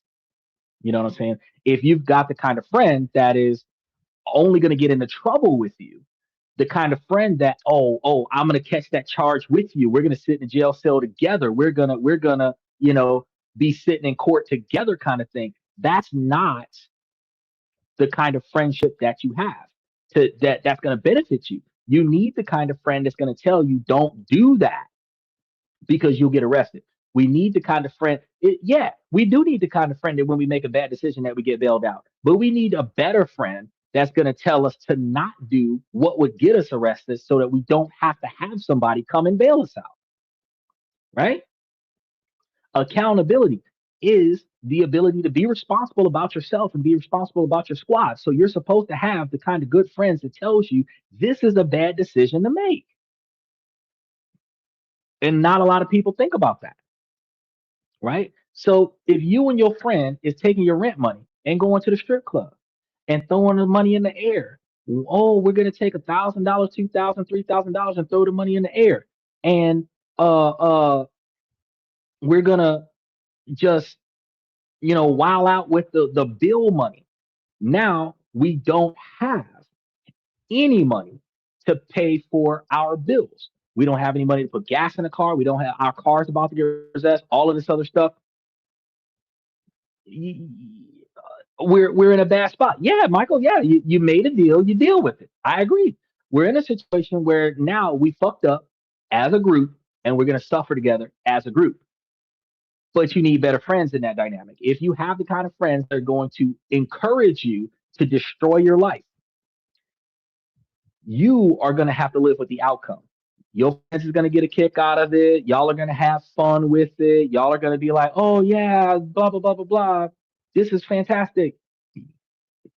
But at the end of the day, you're still going to be in a situation where you're not going to better your life. And actually, certain decisions that you make can harm your life. Your future availability for whatever goals and dreams and ambitions that you have going to be limited by the things that you do in the past, decisions that you make. And that's one of the reasons why I tell you guys on a basis, I'm like, look, y'all need to think about what you're doing and think about who you're doing it with so that you can preferably make sure that you're in a compromising position, that you're not in a compromising position with the squad that you're with. If you go out with your friends and they always get into bar fights and that carry somebody out of the club and you gotta jump in the car real fast and drive off and you gotta go back to the restaurant and pay the tab and all of this other stuff, you don't need that kind of stress in your lifestyle. So if you got the kind of friends that don't know how to hold their liquor, I ain't taking y'all nowhere that drinks are concerned. Or if y'all are going out to drink, I'm gonna stay home. I know, yeah, that takes you from being that takes you away from being a social butterfly and starts turning you into more of a wallflower. But the truth of the matter is that it makes more sense for you to live like the wealthy, meaning that you are only seen doing positive things and never seen in the negative light. And if there's nothing positive going on around you, you're not involved in anything that's going on around you. Like I told you guys at the beginning of the show, I usually don't have my porch lights on. My house is dark in spite of this gigantic ass spotlight that's shining on me during the podcast. My house is dark. So when my neighbors were popping firecrackers for the first time in the last 6 months, my porch lights came on. All my lights came on in my yard. My neighbors knew, cut that shit out. Why? Because I don't exist. And for the first time in the middle of the night, my house is lit up because they're making noise, unnecessary noise. So I don't have to go outside. I don't have to say anything. I don't have to call anybody. They knew when they seen all my lights come on, and my house is the only house that's lit up besides the firecrackers in the yard. They knew John Wick just got up. It's time to stop. And they cut that shit out. They went inside. So if if you have the presence in your society, in your neighborhood, in your social network, where you're only seen when you're doing something positive, your reputation will precede you. Business will do business with you if you're in a situation where you're only seen doing positive. So all of the people that come to this podcast, they scroll through, they fall in, whatever the case may be, and we interact with one another, have a blast, learn some shit, and then if somebody decides, dang, hey, I want to do a business deal with this guy, it'll happen. But it's not going to happen if I'm disrespecting myself or disrespecting somebody else. Oh, he said, I'll be back in a minute. Hey, yeah, John Park, you one of your friends jumped up on the thing and started acting wild. I had to take y'all off out the green room. I was like, nah, y'all wilding out. Y'all distracted the fuck out of me right now. He said, yo, what was the scream? The scream was some guy in the background because John Park came on. He had a lot of positive things to say. So special shout out to John Park. I didn't ban him for what happened, but his phone got taken over by somebody else. And as soon as I seen that, because the camera was on me, not them, so I saw the stuff that y'all missed, and I turned off their mic, and then they started getting really inappropriate, and then I had to kick them out of the studio. So that's the scream that y'all heard. So before they said anything that would compromise the integrity of the podcast, I turned off their microphone. He said, Michael says, life is not easy and money helps a lot. Celebrate your success. As to your failures, keep your mouth shut. Well, here's the thing. You're supposed to keep your mouth shut with your successes more often than keeping your mouth shut with your failures.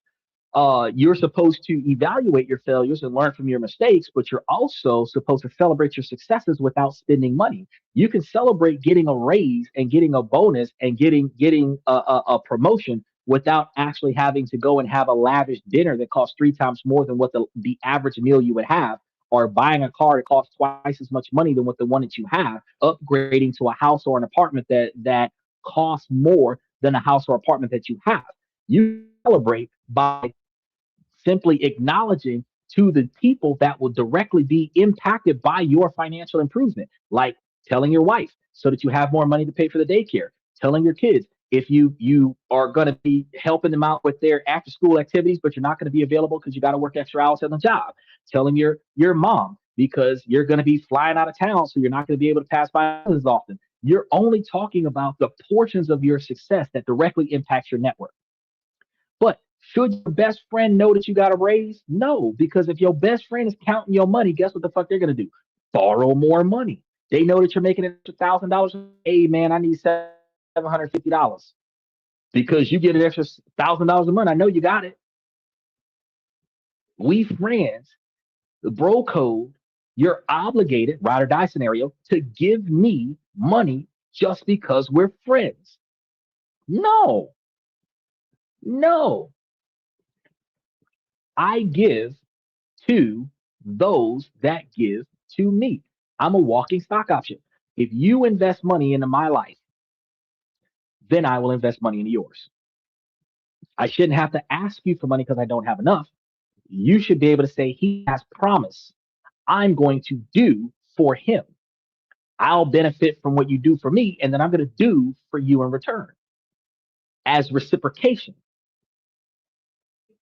But I'm not gonna just give you money because you're broke because you spent all of your money. Now you want to spend mine. No, fuck all that. Exactly. I'm not giving you nothing. Nothing. But if I say, okay, exactly, you didn't earn it. That's the major part. One, you didn't earn it, but two, after I earned it, I don't have it accessible to me because I gave it to you. That's why I say loan it to them. Loan it to them. It makes more sense when you loan it to them. All right, let's go ahead and touch base with another one because we got a couple. We got a few. Damn, and we're I 2 hours in. accidentally found out my close friend is about to be fired, and telling her could ruin my own career. I am in a complete mess right now and my stomach has been in knots all weekend. I desperately need some outside perspective because I feel trapped between being a loyal friend and protecting my own livelihood. I work in a corporate environment where I happen to have a close view of organizational changes and personnel moves. It's a good job. I worked hard to get here and I genuinely need the income to support my family. On Friday afternoon, right before logging off, I accidentally saw a finalized transition timeline on a shared drive that wasn't properly restricted yet. My stomach dropped. My close friend who works in a different department but at the same company is on the list to be let go next Friday. It's completely locked in. Here is the kicker. She just told me a few days ago that she is about to sign a lease on a much more expensive apartment because she thinks her job is completely secure. If she signs it, she will be locked into a massive financial obligation right as her income drops to zero. If I tell her, she can back out of the lease and start applying for jobs a week early. But if leadership finds out the leak came from me and because of my role, the circle of suspicion would be incredibly small. I will absolutely be fired for a gross breach of confidentiality. I could even be blacklisted in my industry. I love my friend and the thought of watching her ruin her finances while I sit on this secret feels sickening. But destroying my own career and financial stability to give her a 1-week heads up feels like throwing myself on a grenade. If I stay silent, I feel like a monster. If I speak up, I ruin myself. What should I do? Is there any way to drop a hint without leaving a paper trail, or do I just have to compartmentalize this and let the chips fall? Please help. All right, that was a My good husband's mom question. keeps Hold on, stop. That was a good question. And then Michael asked. So Steven said this is hold on, let's do Steven because we're dealing with some glitches. He said Steven said this is true for the little bit of a membership fee. He gives a lot. I give a whole yeah, I be working day and night. I just put up like so just to make sure that I was adding more to the membership. I made sure that I had one release a day between now and Thursday, hoping that I get the motivation to put up the 2 releases a day that I said that I was going to do. And I made sure that all of the meaningful stuff over the last week was going in there, but I want to still put in I got as far as February 13th, and I want to get the rest of the stuff between February and June into the membership so that you guys have all the walkthroughs from 2026. And as we creep into the quarter 3 and quarter 4 of 2026, I was going to be doing an update on certain things that I talked about last year, so that we can talk about how it has changed with this year's laws and rules and everything to that effect, and then put that information into the membership. Just like I added to the list of things that's going to be released, LLCs and S corporations and everything to that effect, so that you guys can understand what it is, how it works, tax benefits and stuff to that effect. Because those of you who wasn't here in 2025 wasn't here when we started talking about the trust and which type of trusts are out there and how they benefit you and all that stuff. And I was going to be putting that stuff in the membership coming soon. So yeah, I put up a lot of stuff. Now, Michael, you asked a heck of a question. Do you tell her? Before we go to that answer, you say, yeah, tell your friend. You already asked me that question. So I answered that question. I told you that that was the people that were wilding out in the background. I don't have any other screens after that one screen that you asked me about before. Now, do we tell her? Here's the thing. If you have a confidentiality contract with your employer, you are not legally allowed to say anything about in-house information outside of the company. But if the girl works for the same company as you, and she's going to get let go, it is guaranteed. If today is like Monday and she's going to be unemployed by the end of the week, there is not much that you can do to not to, so going to your friend and be like, look, hey, I gotta tell you, they're gonna fire your ass on Friday. Don't tell them because they'll fire me too. If you got a good friend, she'll go look for another job. If you don't got a good friend, she'll go to the boss. Why are you firing me? Blah blah blah blah blah, and they'll automatically fire both of y'all. Okay, and that's what she's worried about. Now, how do you protect yourself and give her a hint without telling her what's going on?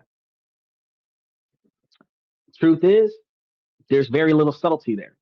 You would have to tell it to her in pieces. Look, I can't go into the details, but what I can tell you is it's not a good idea for you to lease that apartment. Why? Things are changing at the job. What's going on? I'm not at liberty to discuss it with you, but what I can tell you is that it's not looking good. That's all I can tell you. And oh, well, you got to tell me, we've been friends for 20 years. You got to tell me, look, my job is on a line just for you knowing this much. But what I can tell you is extra financial obligations is not a good look right now. That's where I would draw the line. Now, if you don't take that information and go with it, hey, if I'm getting fired, I can't answer that question. But what I can tell you is that if you had a second job, it'd probably be beneficial for you. You know what I mean? That's the kind of discussions that we would have. I'm not going to tell. I'm not going to confirm or deny, but I know that if you had a second job, it'd probably be beneficial for you. You know, let them put the pieces together. You know, but truth is, just by disclosing that much information, if she's the kind of person that's going to go back to the job first thing in the morning, are y'all going to fire me? Who told you? Xander told me. Then we're both fired. So protect yourself. Tell your friend, look, wait 2 weeks before you get that apartment and just leave it at that. Oh, well, why? It's a good deal. Blah blah blah blah blah. Just wait 2 weeks. Wait 2 weeks. Matter of fact, just wait till next week Friday. And if you still want to get the apartment next week Friday, then get the apartment. Because your main concern was don't have your friend get signed on to a lease that they can't afford. That's it. If you want to start working on a resume with your friend, you gotta tell them to get, hey friend, I want to I want to update my resume. Let's hang out and work on resumes together. Right? She, that's new. That's out of the blue. Why would we do that? Let's just do it for the sake of, right? Beating around the bush. You never said your ass is getting fired. You're saying, hey, let's work on resumes together. You know, let's check the job market. Let's see what other companies would pay us what they're paying us here, kind of stuff.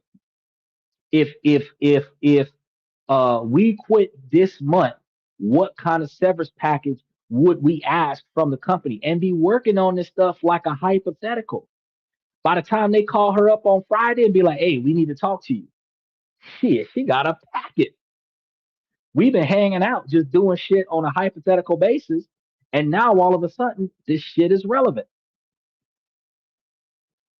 So instead, and funny thing, Stephen, remember when we had this exact conversation about how to talk to the boss about a raise?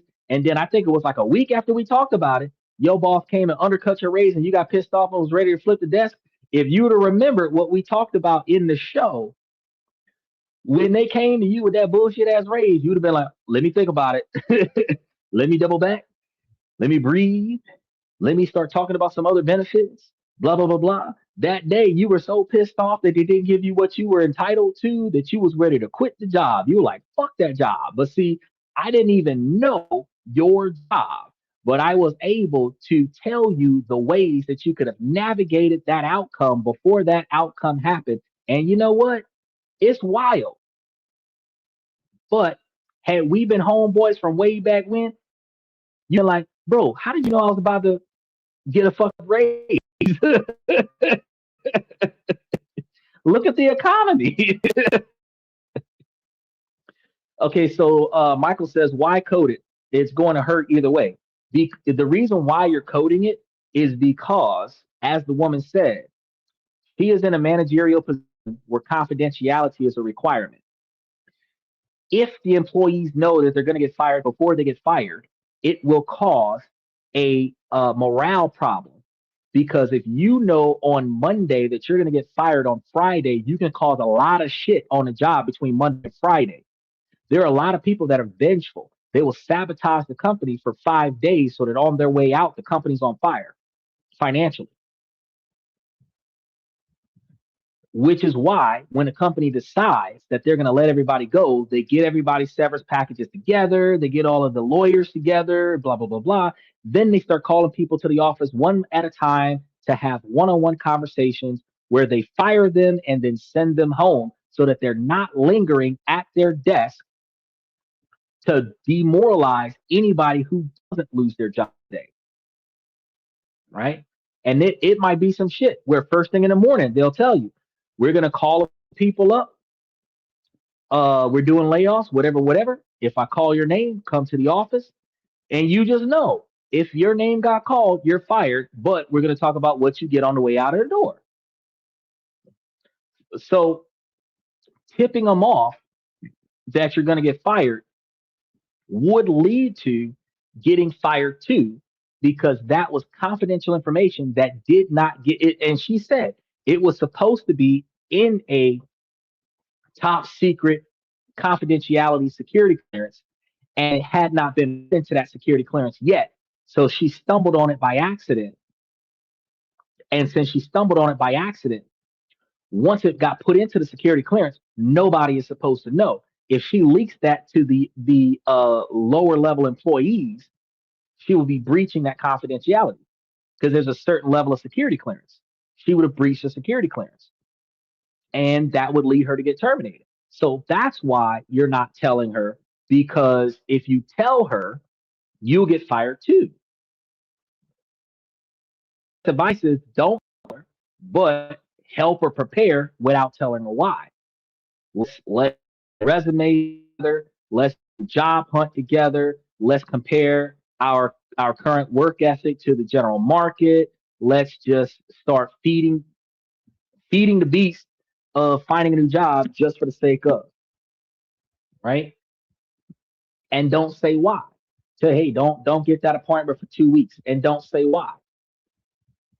Because at the end of the day, as long as you don't say why, you're not going to get fired. If she comes to the assumption that we're looking for another job, I'm not getting the other apartment, something's wrong at my job, my friend didn't tell me shit. I just assumed I get to keep my job in that scenario. Steven says, now I just look at the jobs as a means to an end, and 2 to 2.5 years later, I'm going in the meantime. If they let me go, I'm ready for it. I give no reasons for that, though I'm a great employee. No, of course you're a great employee. The opportunity cost that you had there is that your feelings about the job has been soured based on the raise that they offered. The issue is that they offered you a promotion where you were going to get a raise. It's not a big raise, but it is the bottom level of the upper level management position, right? So you went from you're right now at the top half of the lower level hourly wage position. So they're not going to give you as much as you thought you would be entitled to, because in order for you to get that amount, you had to get the promotion that you don't want. See, and that's the part that you're feeling devalued as an employee because they're not giving you more money on the surface of them not giving you more money without having to give you more responsibility. But you earned more money. It's just that that money comes with a new job title that you don't want. So you're turning down the raise that you were supposed to get because you don't want the responsibility that comes with that wage. You can't hate the company for that because you chose to not get that raise. When they told you, hey, the hourly wage job, instead of us giving you 50 cents, we're only giving you a quarter. But if the managerial job would have gave you the 50 cent, when they offer you now the quarter instead of the 50 cent, it's like, hey, y'all told me before about that managerial position. I wasn't ready for it then, but I'm ready for it now. It mandatorily comes with the extra quarter that you didn't get. And that's the base. That's the minimum you can get for that position. That's why they're giving you that big of a raise, because that's the minimum you can get for that position. Now you can ask for a dollar raise because in that managerial position, you qualify for more. He said security. Uh, I worked in the healthcare field. Hey, John, you had some guys that was wilding out while you were backstage. I don't know if one of your friends got a hold of your phone and started acting a fool, but I had to put you out of the channel for a second.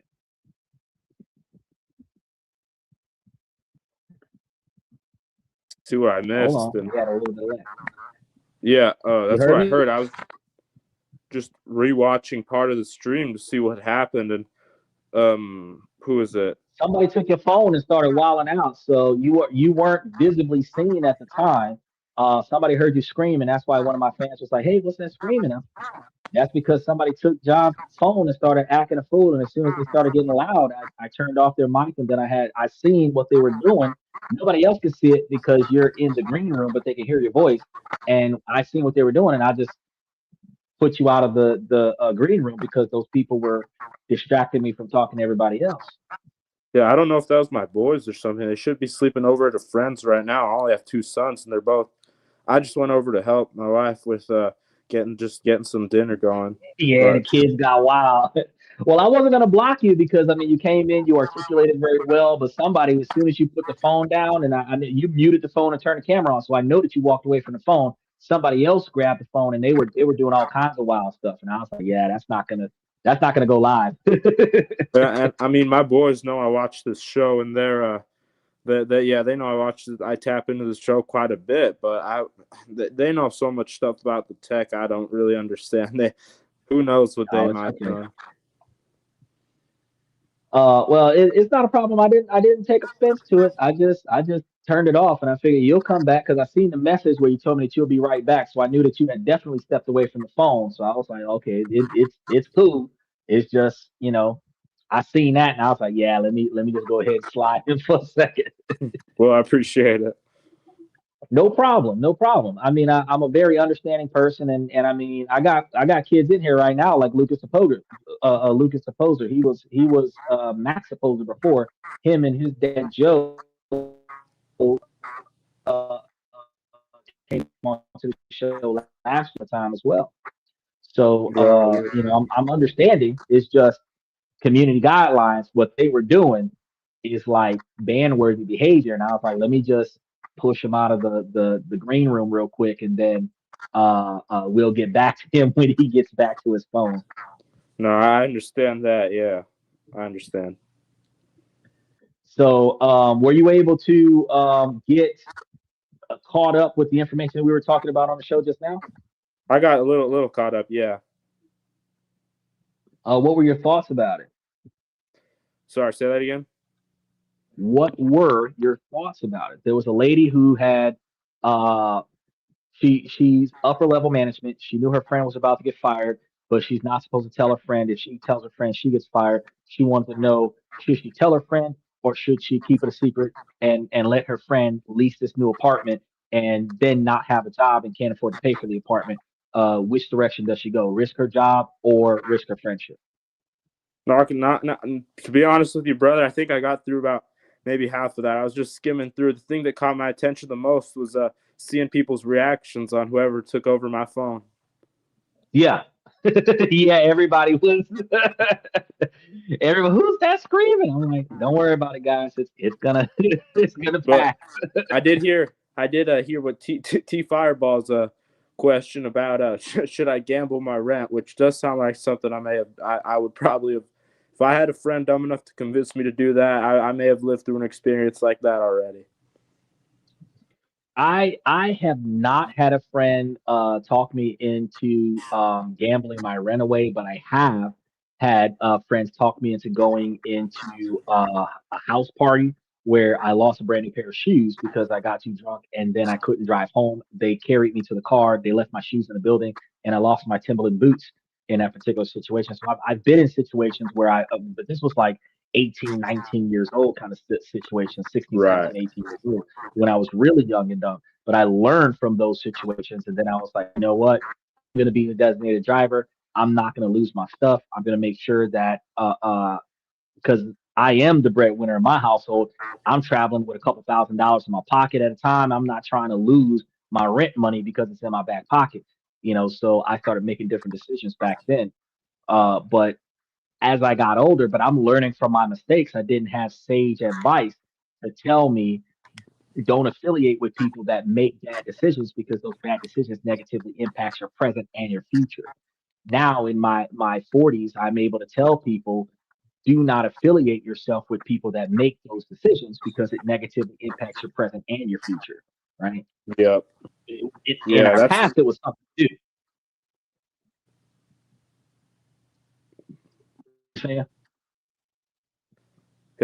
say that again, man. My internet just got choppy for a Oh, I second. was saying in our past, it was something to do. The excitement, the thrill, breaking the law or doing something that we were told not to do, getting away with behaving a certain way in the past. But now, after technology became a thing, because in 2009 or before 2009, it wasn't. It didn't have as much negative fallout. You could be irresponsible somewhere, and the only people who knew about it were the people in the vicinity. We could drag race on a beach. The only people who knew about it were the people on the beach. We could get in trouble for something, and the only people who knew about it were the people who caught us and the people who were with us. Nowadays, 2026, if you do something, it is mainstreaming on social media in Tibet. So it is harder to say that I can be irresponsible in 2026 because people will be looking at my irresponsible behavior in Bangladesh, where Yeah. people that watch this podcast is in Bangladesh. Yeah. So, the some of the inappropriate things that people do is um like streaming live. And typically people only pull their cell phones out when you're being irresponsible. And the worst part about that is when you try to apply for a new job, when you try to improve yourself, when you're trying to invest in things, and people recognize you from that social media post that somebody else posted with you in it, they deny you certain opportunities because of either who you affiliated with or what you were doing in the background of a video where somebody else was Yep. being irresponsible. For You sure. you That's don't have to, like, real quick, I'm gonna let you jump in. You don't have to be the person that's doing a line of cocaine off of a miner's chest. You just have to be in a room in the background holding a cup of beer in the video where the person was doing that. And that affiliates you with that type of behavior. And now you are ostracized from reputable industries because you affiliate with that type of crowd. Yep. Yeah, and to any young people watching this, a lot of people might not realize how important that digital footprint really is. It might kind of seem like a little bit corny thing, but it really is. It's that important. I mean, that's something that I'm kind of harsh with my kids on the type of stuff they do, but they talk to me about, like, they say stuff like, hey, you did this kind of crazy stuff as a kid, and I'm like, yeah, but the only like you said, the only people who knew about it were the people in my circle, right? All these high school kids now, every single one of them's got a phone or two, so anytime anything goes on, one link up with the wrong friend in the high school, the whole school knows about it. And I hear stories all the time just from my sons about kids saying stuff like, just saying something, and It is a whole nother level of it's bad parenting, but it is also a whole nother level of irresponsible society, because the last generation is supposed to be teaching the next generation how to behave, and the next generation is supposed to learn from the behavior of the last generation. So when you come to this podcast and you linger here for a few hours, you should see how we behave here, how we conduct ourselves in the comment section, and say, okay, if I'm going to be in this podcast, I'm either going to do what they do or I'm not going to be here, right?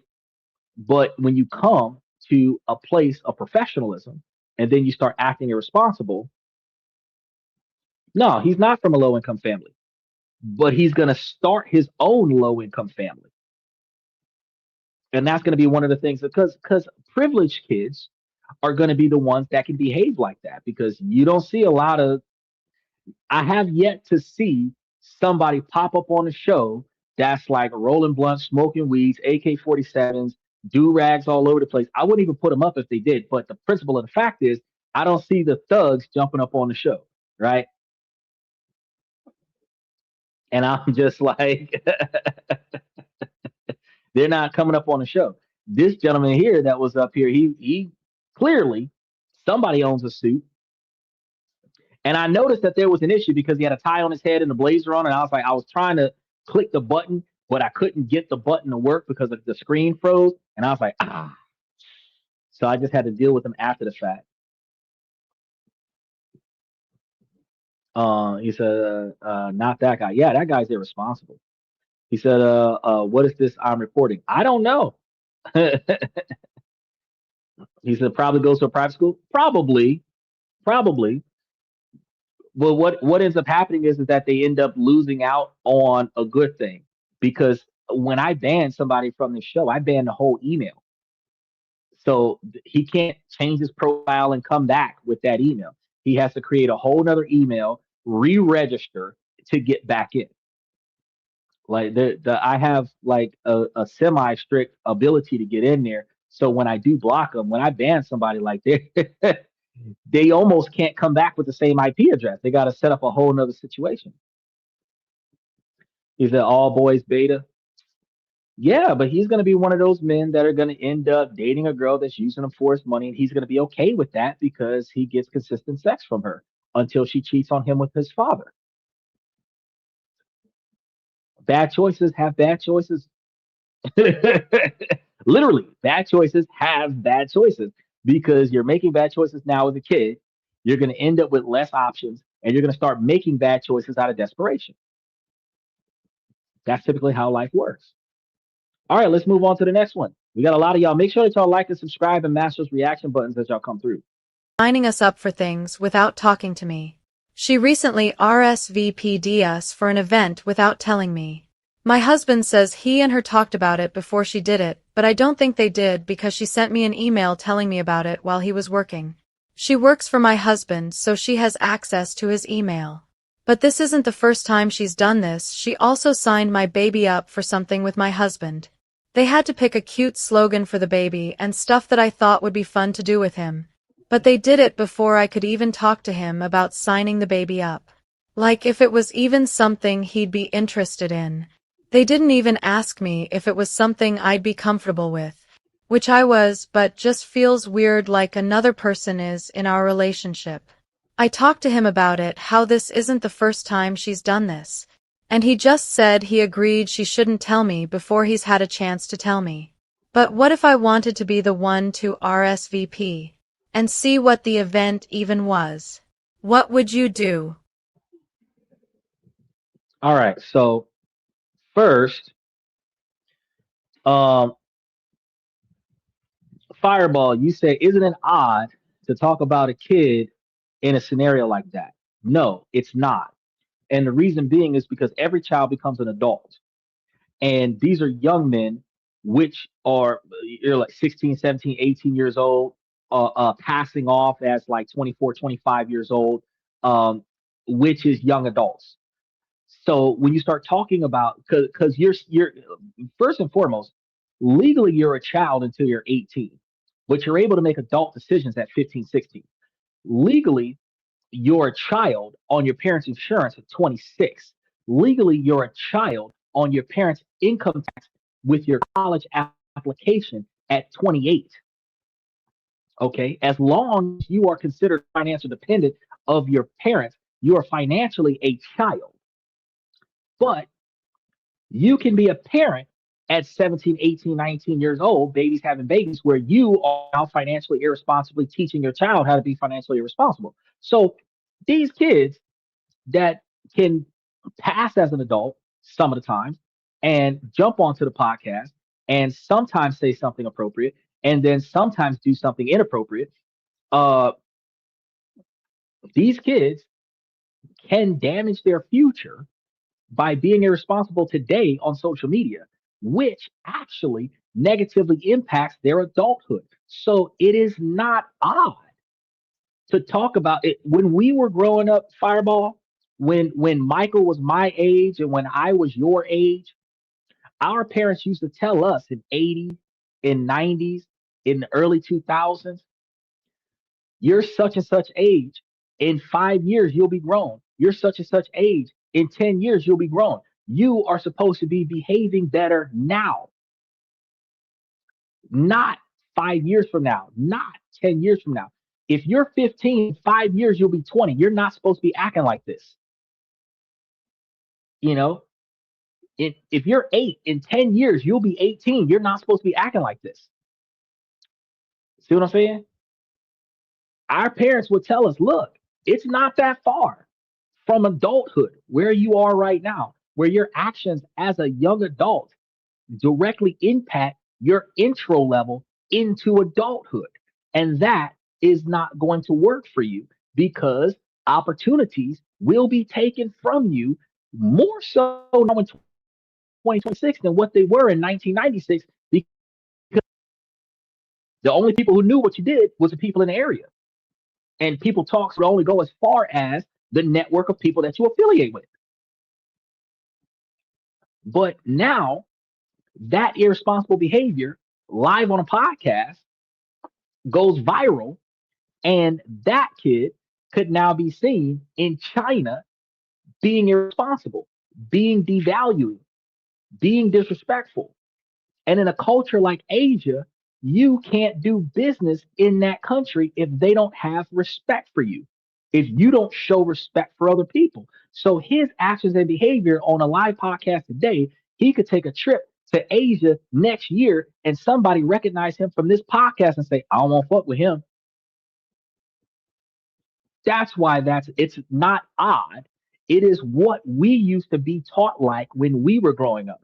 But modern society, children are not taught responsibility, accountability, social discipline, and social accountability, where your network, your neighborhood is supposed to tell you, cut that shit out. Your mommy and daddy don't have to slap the shit out of you because you fucking up. Somebody else, parents, see you fucking up. They're supposed to come out of nowhere and slap the shit out of you so that when you get home and you tell your parents why you got the shit slapped out of you in public, they slap the shit out of you a second time. Not just because you fucked up in public, because you made your family look bad by getting the shit slapped out of you for acting inappropriate in public.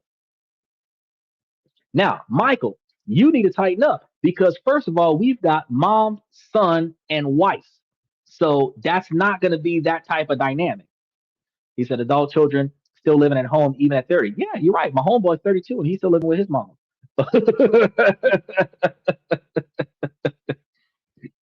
You are so right. But okay, let's catch up with comments. He said, when I was your age, you weren't even thought of yet. Yeah, I know. When you were my age, when because you're 31 years older than I am. So when you were my age, I wasn't born. You're right. But 30 years ago, right?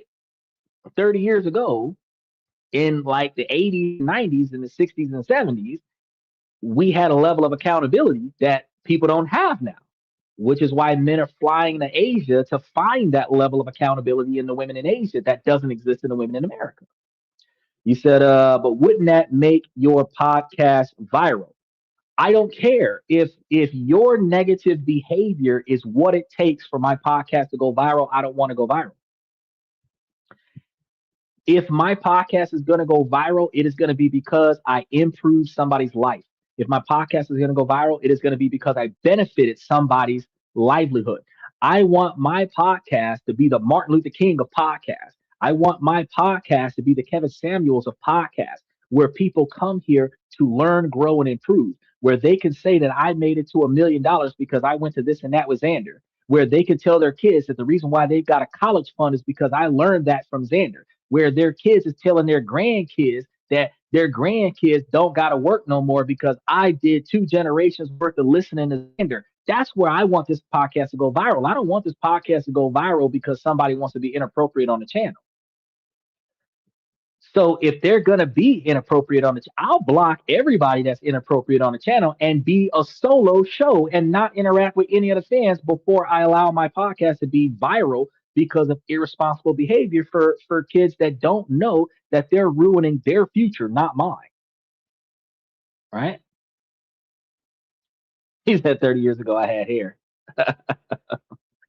This episode has been mad funny, not gonna lie. Well, you think that it's been mad funny because your friends jumped up on the channel and started wilding out, and I wasn't able to remove them off of the video before they wilded out because I had actually experienced a lapse in network at the time that they was wilding out. Y'all get a kick out of coming to the podcast. Y'all get a kick as children coming to an adult channel where you're supposed to learn and grow and improve and misbehave because your parents ain't standing behind you with a belt to take it to you when you're not behaving correctly. So it's going to be mad funny to you because you're disrespecting adults with no accountability. But truth be told, the men that came here, the men that are old enough to be your father that came here to learn, to grow, and improve themselves came here for a purpose to do better and be better. And you're fucking that up for them for your personal entertainment. And to be honest, you and nobody else that comes here and behaves that way belongs here no matter how long y'all been here. Because the people who come here to grow. The people who come here don't come here to fuck up their own life. Anybody who wants to fuck up their own life can fuck up their own life somewhere else. Right? They don't need to come here for that. They can go to Fresh and Fit and fuck up their life. They can go to the whatever podcast and fuck up their life. They got plenty of podcasts that is solely about conflict where you can go there and rage bait over there instead of coming over here. And this is the only channel on YouTube. This is the only channel on social media that clearly gives you the ins and outs on how to improve yourself and then personalize it to your specific lifestyle. How to improve yourself. This is the only channel that does it. So you as a young adult, and I'm going to say young adult because you like 14, 15 years old, you as a young adult could learn from me. And by the time you're 19, you could be a multimillionaire. You could learn from me. And by the time you get into college, your college would be paid for. You could learn from me. And by the time you got out of college, you would be a multimillionaire with a degree and your own business and employees working for you, where you could take care of your mommy and daddy. They can retire off of your effort, or you can just come to my podcast and act an ass and not learn nothing. That is your choice. What I ask you to do is, if you're not going to be appropriate, just listen. But if you're not going to listen and you're going to be inappropriate, don't come, because everybody else came to learn something. Is I was given a shirt. I would love for you to wear it on the channel. I don't wear it. I'm gonna have to screen that, Michael, because people be doing inappropriate stuff. Look at the poser. You're done. Get slimed. You are Lucas the poser. I myself have learned, but that was a little funny. Well, I don't think it was funny. I think it was inappropriate. I think it was disrespectful. I gave him a second chance, and he took advantage of that second chance to be uh, extremely disrespectful to the channel. And I don't think that anybody that I'm getting more and more stricter to the magnitude where I will ban somebody who's been here for 2 years simply because they're disrespecting the channel. As this channel grows and improves, this channel is growing and improving in a way where the people that come to this channel should grow and improve. I increase the bar. The more I improve, the more I expect everybody else who comes here to improve. So if I am the only person that is leveling up, and other people that come here are plateauing, those people are going to get banned, because I don't want to affiliate with people who are plateauing. I don't want someone else to bring down the integrity of this channel because they want to have a good time on social media. Take that somewhere else. He says, to be 23 trapped inside of a 70-year-old body. Yeah, that's a good idea. Who's the youngest here? TF Fireball and Lucas Opposer. They are both teenagers. He said, but would the minor improve themselves if they go viral and make money? No, they will not. And the reason being, now that's a smart question. No, they will not. And the reason being is because if you do not learn financial responsibility, it doesn't matter if you make $1 million and spend it.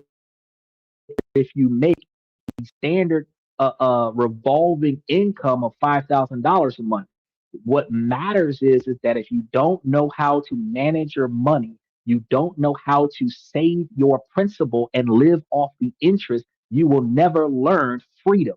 You will always be doing something else to devalue and degrade yourself, like Steve-O, to make money so that you can spend the money that you made from embarrassing yourself. You will have no pride in yourself, no respect in yourself, no ethics for yourself, and do what it takes to get 1 million views.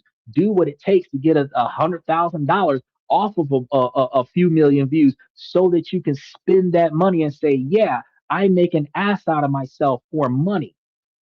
I'm a class clown for money. I'm a crusted clown for money. Nobody respects you. Nobody appreciates you. And then when people recognize you, do that thing that made you look like a dumbass the last time I saw you. That's how they're going to treat you. They're not going to talk to you with respect. They're not going to think that you're smart. They're not going to think that you're intuitive. They're not going to think that you have anything valuable to bring to a conversation. And at some point in your life, you're going to want to be respected for who you are and what you've accomplished. But nobody's going to respect you because all they know about you is that you're a fucking clown. And that's going to be your image that you build by going on social media and going viral for being disrespectful. That's why there's this big thing where the OnlyFans girls are getting on these male driven podcasts and these men are pointing out how these women are throwing away their value because they are degrading themselves for money. A man that gets on a podcast and acts a fool like that is degrading himself for views. Why do you want people you don't know to only like and follow you because you're a clown? Why don't you want people to like and follow you because you are valuable, because you are smart, because you are impressionable, because you bring something of value to other people's lives where they come back out of admiration, not out of entertainment? You want to be a household name like Martin Luther King. You want to be a household name like Malcolm X. You might want to be a household name like Elon Musk or Donald Trump. But what you don't want to be is a household name like a joker in a box of cards. You don't want to be the least valuable person in the room where even the help walks over you because nobody has respect for you. But all of y'all kids right now in 2026 put a lot of effort into the views. Y'all put a lot of effort into the subscriber count. Y'all put a lot of effort into the clickbait. For what? You were taught you have to get money to buy stuff. So you think, well, I go viral, I can get 1 million views, I can get $10,000, I can take that $10,000 and trick out my skateboard. Right. And then after you spend the $10,000, you're broke. Now you got to do something else to degrade yourself so that you can get another $10,000. But I can create the kind of content where you can teach yourself, your friends, your kids, your grandkids how to not be broke. That is providing less and less government funding to the bottom 50% of the economy. People who make less than 75,000 a year, where you can stop making less than 75,000 a year.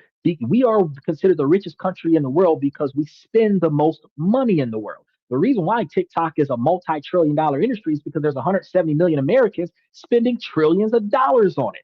Not one other social media platform that doesn't exist in America is a multi-trillion-dollar industry. The only reason why it's a multi-trillion-dollar industry is because the largest majority of TikTok's user base is Americans who waste money. And the majority of Americans are fucking broke. But a $30,000 a year lifestyle, I have covered probably 40 countries in the last 6 months where you could live like a king in Belarus, Kazakhstan, Vietnam, Indonesia, Taiwan, Taipei, Cambodia. What the fuck were we talking about the other day? Just I forgot the name of the one we were just talking about on Wednesday, where you could for $1,700 a month you could live over there, which you know, $30,000 a year. That's a little less than $36,000 a year. That's about $2,700 a month, right? Now in America, we have in New York, people can't afford their rent at $5,500 for the rent. That's not the standard of living. That's just the rent for an apartment, right? That's what this podcast is here for, to help you not be broke no more. We should not have a poverty class. But the only reason why we have a poverty class is because nobody's parents knows how to make, save, and invest money. So they can't teach their kids how to make, save, and invest money. And the information I give you is not taught in school and it's not taught in college. You go to school to learn how to work for other people. You go to college to learn how to manage other people. And then when you get out of college, you don't even get a job in the field of your degree. And then you find yourself at a fast food restaurant with 2, 3, 4 degrees, flipping burgers with a dropout who's making more money than you and probably your boss. This is what we do with our lives. That's why I'm telling y'all got to cut that shit out. Y'all got to do better with yourselves. He says, it's orange and it says, stay prisoner. No, I'm not wearing that, Michael. What about properties in Egypt? You asked me about properties in Egypt before, and I've covered a massive quantity of information about properties in Egypt. I covered a whole show about properties in Egypt. Matter of fact, you can go into my channel, type Egypt into the search bar, and you get a whole, I think, 2, 3 hour show about all the benefit of investing in Egypt. I covered Egypt simply because you asked me that question every week as a bullshit question to get a laugh. And I just covered investing in Egypt because you could there every country around the world, you can invest it. You can start a real estate business in America. Then you can do an international scenario where you do a foreign domestic in another country, and you can get a business visa quicker than you can get a digital nomad visa, which will allow you to go into another country, start up a real estate investment business where most countries around the world have special economic zones where they will give you money to build low income housing in every country around the world, including America. What I'm going to be talking about tomorrow, the shit that they're changing with real estate, which is actually tuned to special economic zones, low income housing development, because we have more people who need low income housing than they have developed low income housing. So Donald Trump is changing the laws, forcing big business to do ground up construction instead of cycling out the already existing houses. Stop taking shortcuts and build from the ground up. You already got millions, build from the ground up, right? That's what the laws are changing in a shorthand, which gives more people the ability to buy a house and own at least one house. And anybody with over 305 houses, you're going to have to sell some to buy some, which means that more people are going to have more accessibility to more properties. But you can build real estate investment opportunities in every country around the world. Countries that won't sell you a house as a person will sell that house to your business. If you have to partner with somebody where they have 60% ownership of the company as a foreign domestic, you're going to put money in somebody else's pocket if they be the face of your company. That's what I'm teaching you guys here. You can go somewhere else and live like a king because you learned from me how to make money for you offshore and onshore, at home and abroad. This shit isn't happening in school. This isn't the stuff that you watch on TV. He said, or living in Israel. We covered Israel. We cover Israel. I think we covered Istanbul as well. We cover a different country every week. Or somewhere like Tel Aviv. I don't think I covered Tel Aviv. You're welcome, but that's what you guys are supposed to be doing. You guys are supposed to be coming to the show and learning how to do things better than the way you used to do it. You're not coming here to get a reaction from the comment section. You're not coming here to help me get views. I don't want views from negative influence. I would prefer to have no viewership for positive influence than to have viewership for negative influence. That's what I'm saying. Like one of the first things I do when I get off this show is crop that guy out. The show won't air tomorrow as a post live show with his inappropriate behavior in the show. You won't be able to find it. After we get off the air, it's not going to be there. Right? So, I ask you guys, be respectful, be appropriate, because you're going to benefit from this. You're going to benefit from this. This is pretty much free information. Steven is probably one of the only people besides Dylan that is in the comment sections at times, that's actually in the membership. And this guy is really bankrolling his life off of a $3 a month membership. I'm cheaper than a fucking gym membership. And this guy is fixing his college education, getting scholarships, getting job applications, investment opportunities. I'm like a fucking life coach for $3 a month. And instead of you taking advantage of that with the allowance money you get from the skateboarding gig that you got the sponsorship on, you're coming onto the podcast and you're trolling the podcast for entertainment. You should be learning how to take the sponsorship money from your sponsor and reinvesting it in ways where your money's making more money for you so that when they stop paying you to skate, you still got money. Thought I forgot about that. No, I pay attention to all my members. I pay attention to all my fans. And one of the other things about it, though, this is the other thing. You got a sponsorship. I want you to understand something. If you remember Drake, he had a multi-million-dollar spot, not him, not just Drake. It was Drake, but it was Kanye West. Multi-billion-dollar contract. Sponsorship. You represent a brand. When you misbehave on social media, when your brand finds out that you're misbehaving, they're going to pull your sponsorship. When you behave differently than what a sponsor would prefer you to behave, they're going to cut your money off. So, for a couple of quick laughs on a Sunday night, on a holiday weekend, over summer break, you guys can get a couple of laughs, and then the $5,000 a month worth of guaranteed money that you get for skating gets cut. And the worst part about it is because it was cut due to a bad reputation, you're blacklisted where nobody else is going to sponsor you. That's the kind of bad decisions that I talk to you guys about that you have to change. Because you could put the ha to it today and then your life be fucked up tomorrow. Look at what happened with Mystical. That man went to jail 3 times and did a 10-year stint 3 separate times for going to a party, getting a girl drunk, sleeping with the girl, and then catching a charge. After the first time, You should never sleep with a girl if she ain't sober.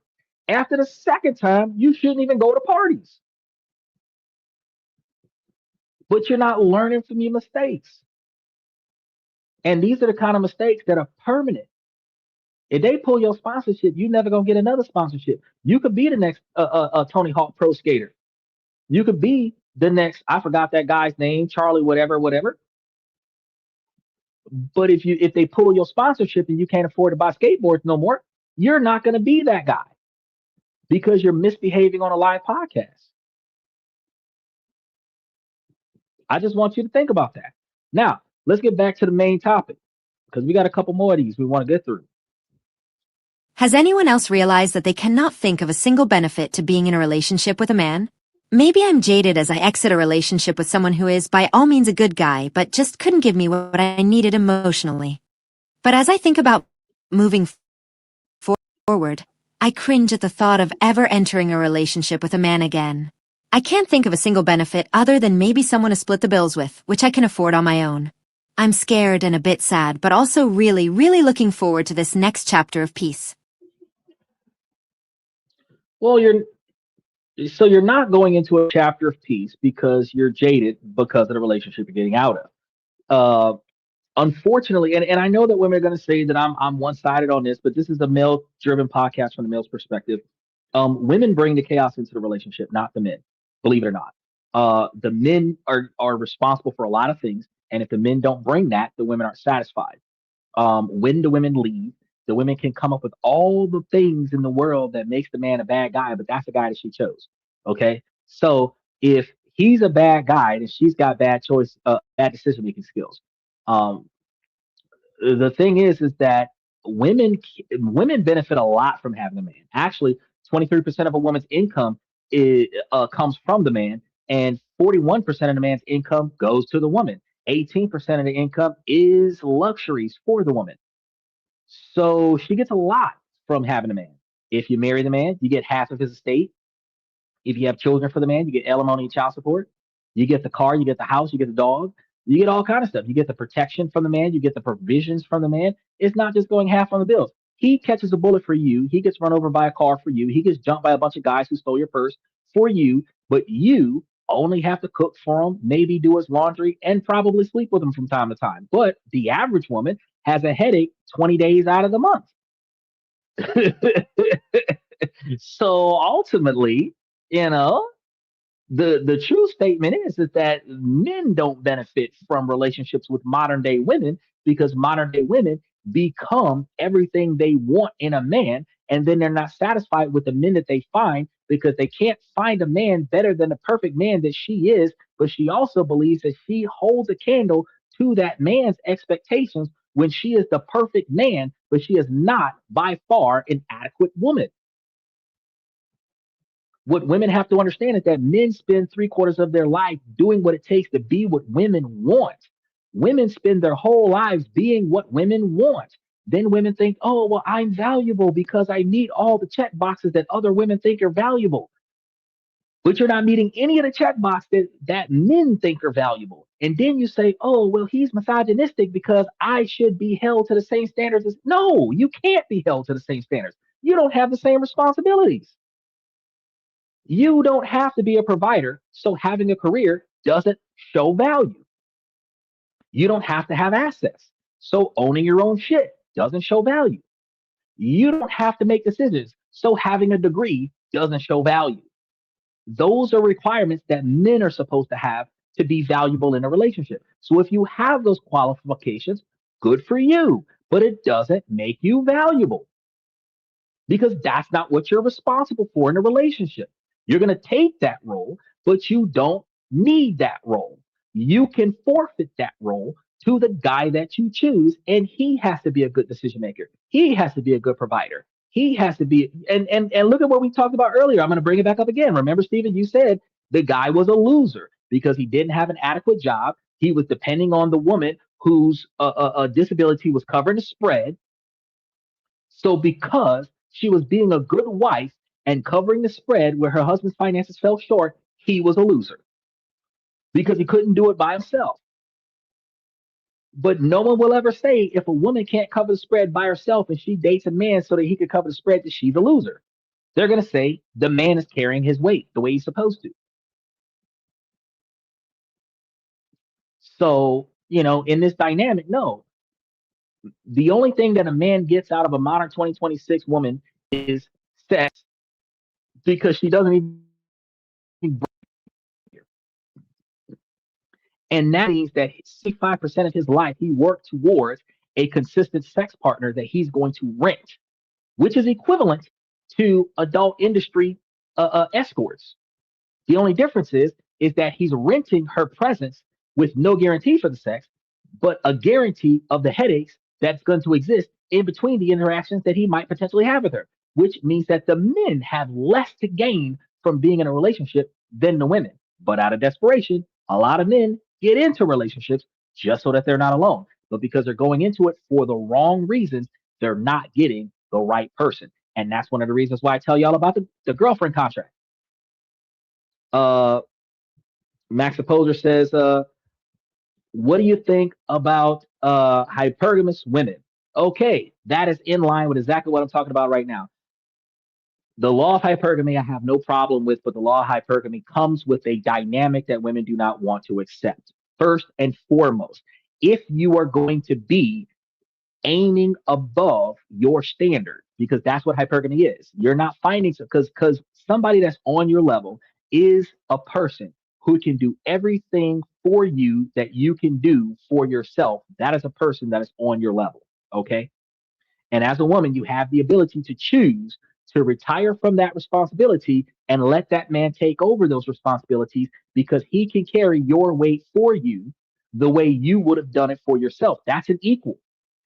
Okay. And it is still, in a way, an elevation because you no longer have that responsibility.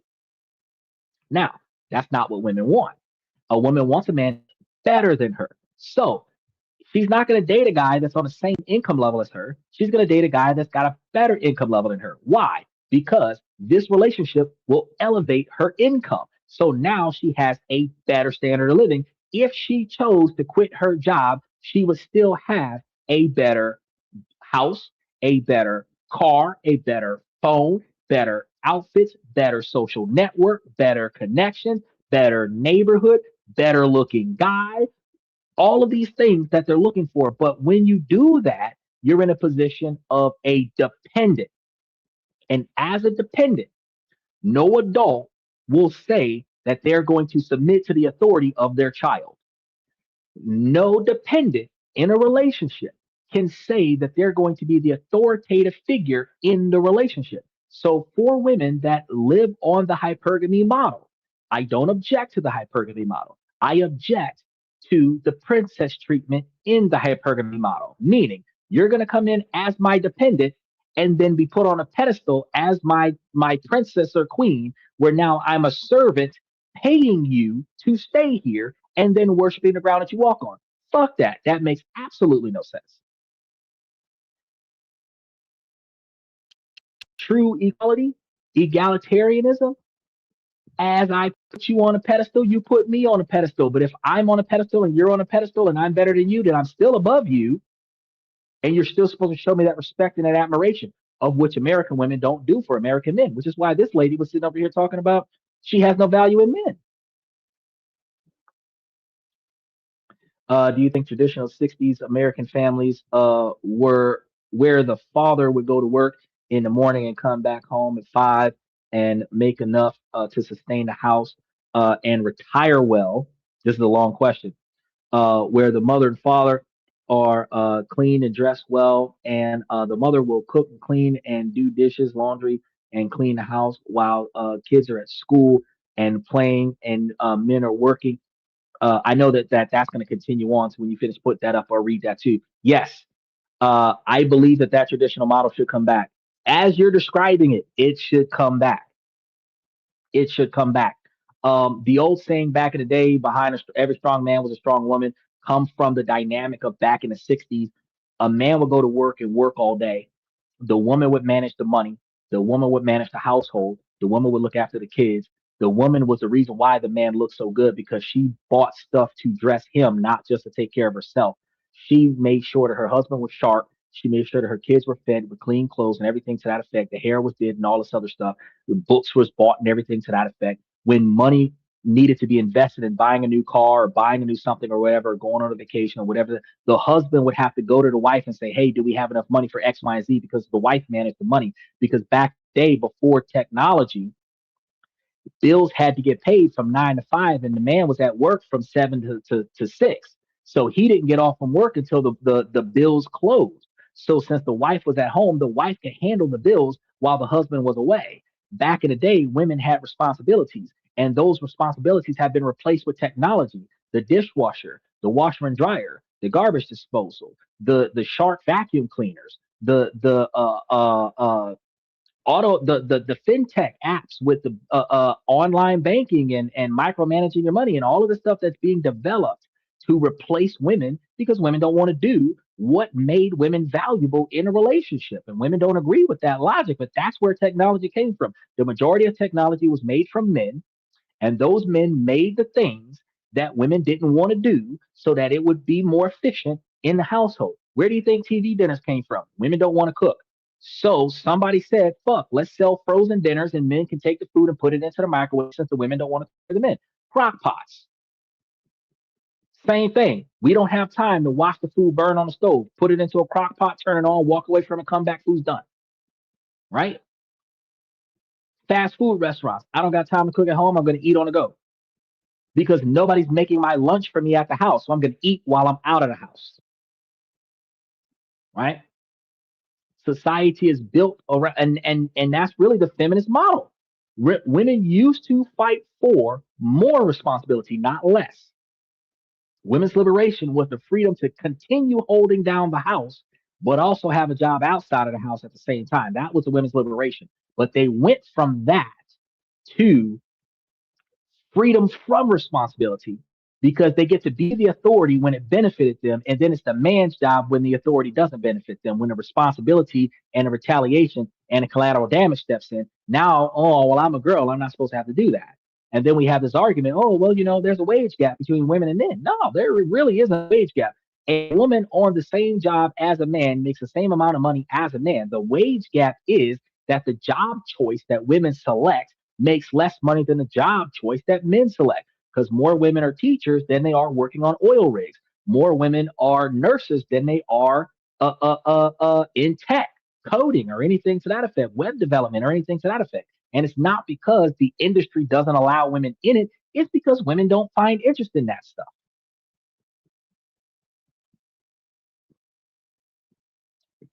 He said, damn, bro is smart. Yes. But this is really what it is. It's like it's not that society because I've been talking about this for a while. Because oh yeah, well gender, this the social not social. They say oh racism, blah blah blah blah. No, bro, it's social classism. Social class. It doesn't matter if you're black, white, male, female. Your ass is broke. You're in a box. Plain and simple. Okay, you're gonna get treated like shit because you don't make enough money to be treated like you deserve respect. That's how society is gonna be. Okay, and gentrification is them raising the price and forcing broke people to move out. That's what's happening in New York right now, right?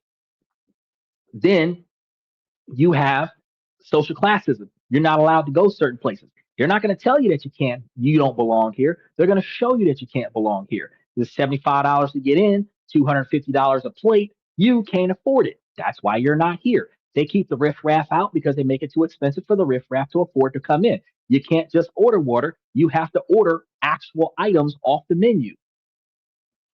People are not going to do that. They're not going to walk in that place. You have certain places that are not going to say, well, you're not allowed to come here because you're affiliated with gangs or whatever the case may be. They're going to say, we have a dress code, suit and tie. If you don't come in with a polo and some khaki pants, you can't come in. So if you got a long white tee, some jeans, and some Nikes, and you look like Lil Wayne from the East Side Boys, they're not going to let you in. They're not going to let you in. If you look like C Mac screaming Crip all day long, they not gonna let you in. If you can't find a three-piece suit, you can't come in. You got places that say no sneakers regardless, no hats regardless.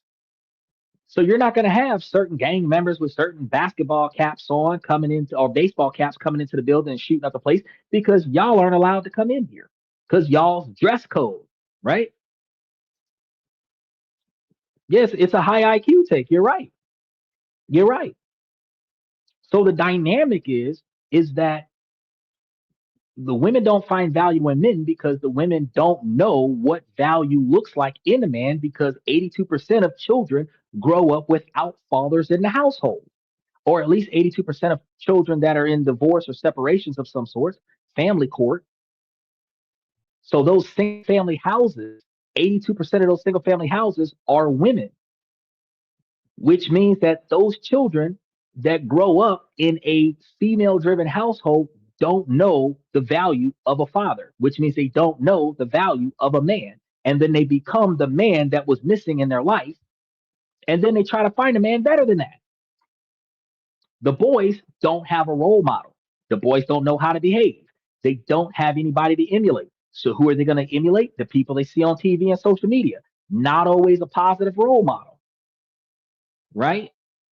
Now they're out there with Glock switches shooting at one another at the traffic light instead of being a better influence on the next generation, right? So now the next generation, so you got the 25 and 30-year-olds that have been misguided by the 35 and 45-year-olds. These 25 and 30-year-olds are teaching the 18-year-olds how to behave because we learn from our examples. And our examples is the society that we live in. So low class behavior in a low class environment is going to have a low class generation of children that's going to come out as a byproduct of the low class neighborhood. Social classism. And it's going to start with not having respect for yourself and not having respect for the environment that you're in. Because I don't want to be in an overpriced venue, no matter what my worth is. But see, that's the thing. It's not overpriced. It is priced to the income status of the person that belongs there. A $5,000 a month apartment for a millionaire is cheap, but a $5,000 a month apartment for somebody making $55,000 a year, that's too much. It's overpriced. Gentrification is so here this is what you got to understand. By law, I can't kick you out because you're broke. Okay, I can't. We have a contract, and a lot of the contracts are designed to roll over year so I can guarantee money from you. So I legally cannot put you out just because you're broke. But what I can do is raise the rent. I can keep raising the rent until you can't afford to stay here anymore. Then one of two things is going to happen. You're either going to voluntarily leave or get evicted for non-payment of the rent. I just put you out because you're broke. Now I'm going to renovate the apartment and I'm going to rent it out to somebody who makes more money than you.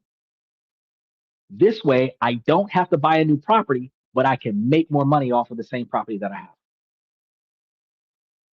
It's also a way to clean out because way back in the day,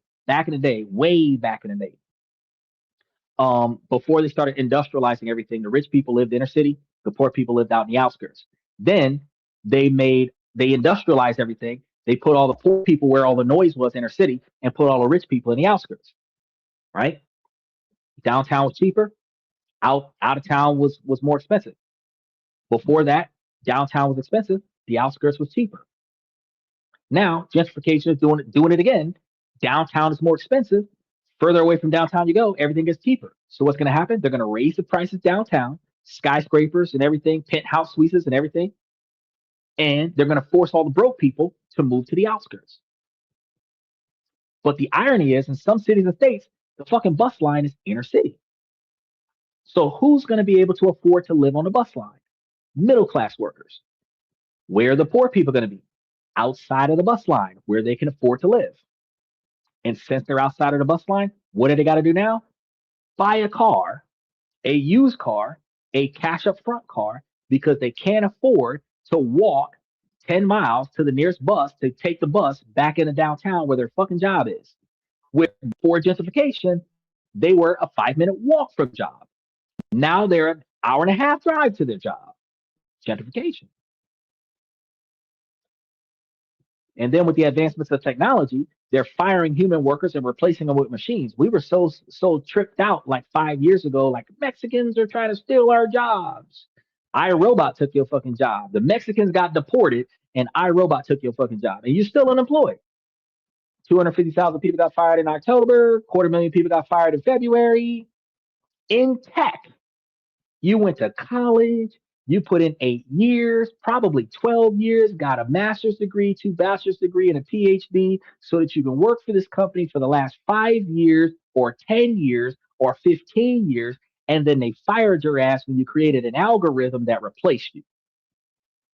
You thought that algorithm was going to get you a bonus. You thought that algorithm was going to get you tenure. You thought that algorithm was going to get you permanent job security, where 40 years down the line, you get you a gold watch and a bomb ass severance pay, and they gave your ass the boot.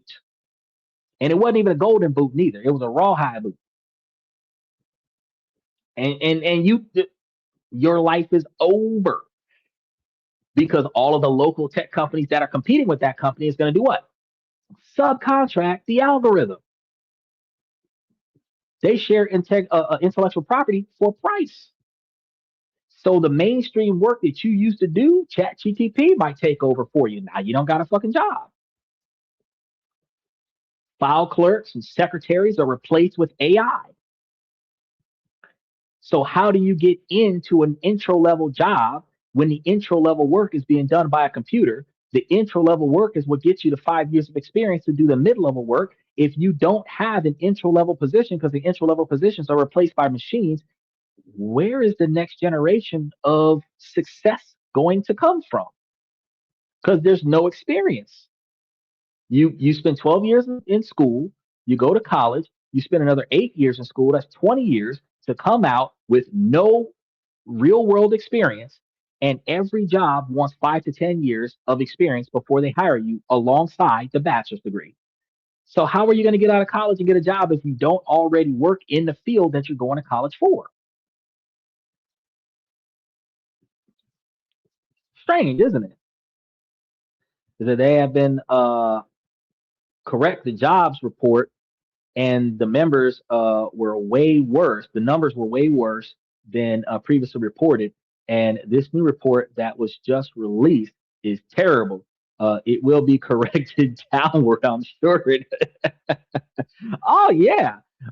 There was a status report where I had come to find out that there was well over 3 million jobs that were lost, but there was 176,000 jobs created, and the report that went on the market was 176,000 jobs created. And everybody's thinking, Trump's creating jobs and blah blah blah. I got nothing against Trump, but the real report was that out of 3 million people that lost their job, 176,000 people got their job back, which is less than 1%. That's the real economy that we're living in. And that scenario is why I'm trying to teach you guys, while you still got a job, while you still got a stable income, start investing in another way to make money so that you don't have to work for the people that are going to replace you with machines. Because Jeff Bezos bought Digitech and used that software and put it in Amazon. And now Amazon is a third machine. Now Amazon's employees are forming a union, and now you have union workers and machines side by side, the matrix. All we're waiting on is for Tesla to partner with Digitech and put that in the Amazon warehouse. That's a wrap for human workers.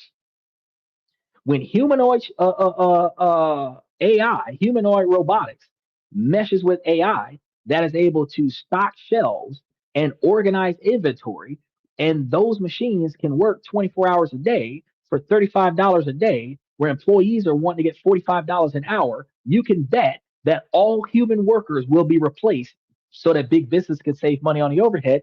And people are going to get pissed off by it and say, oh, what about my job? Blah, blah, blah, blah, blah. Fuck your job. I can't keep the price of the product at this level if I keep the labor cost at this level. So one or two things are going to happen. You're either going to pay more money for the products that I make so that I can keep human workers, or I'm going to get rid of my human workers and keep the price affordable for you. You choose. Most people are going to say free and cheap. So everybody's fired. Now put in the machines. It's a double-edged sword.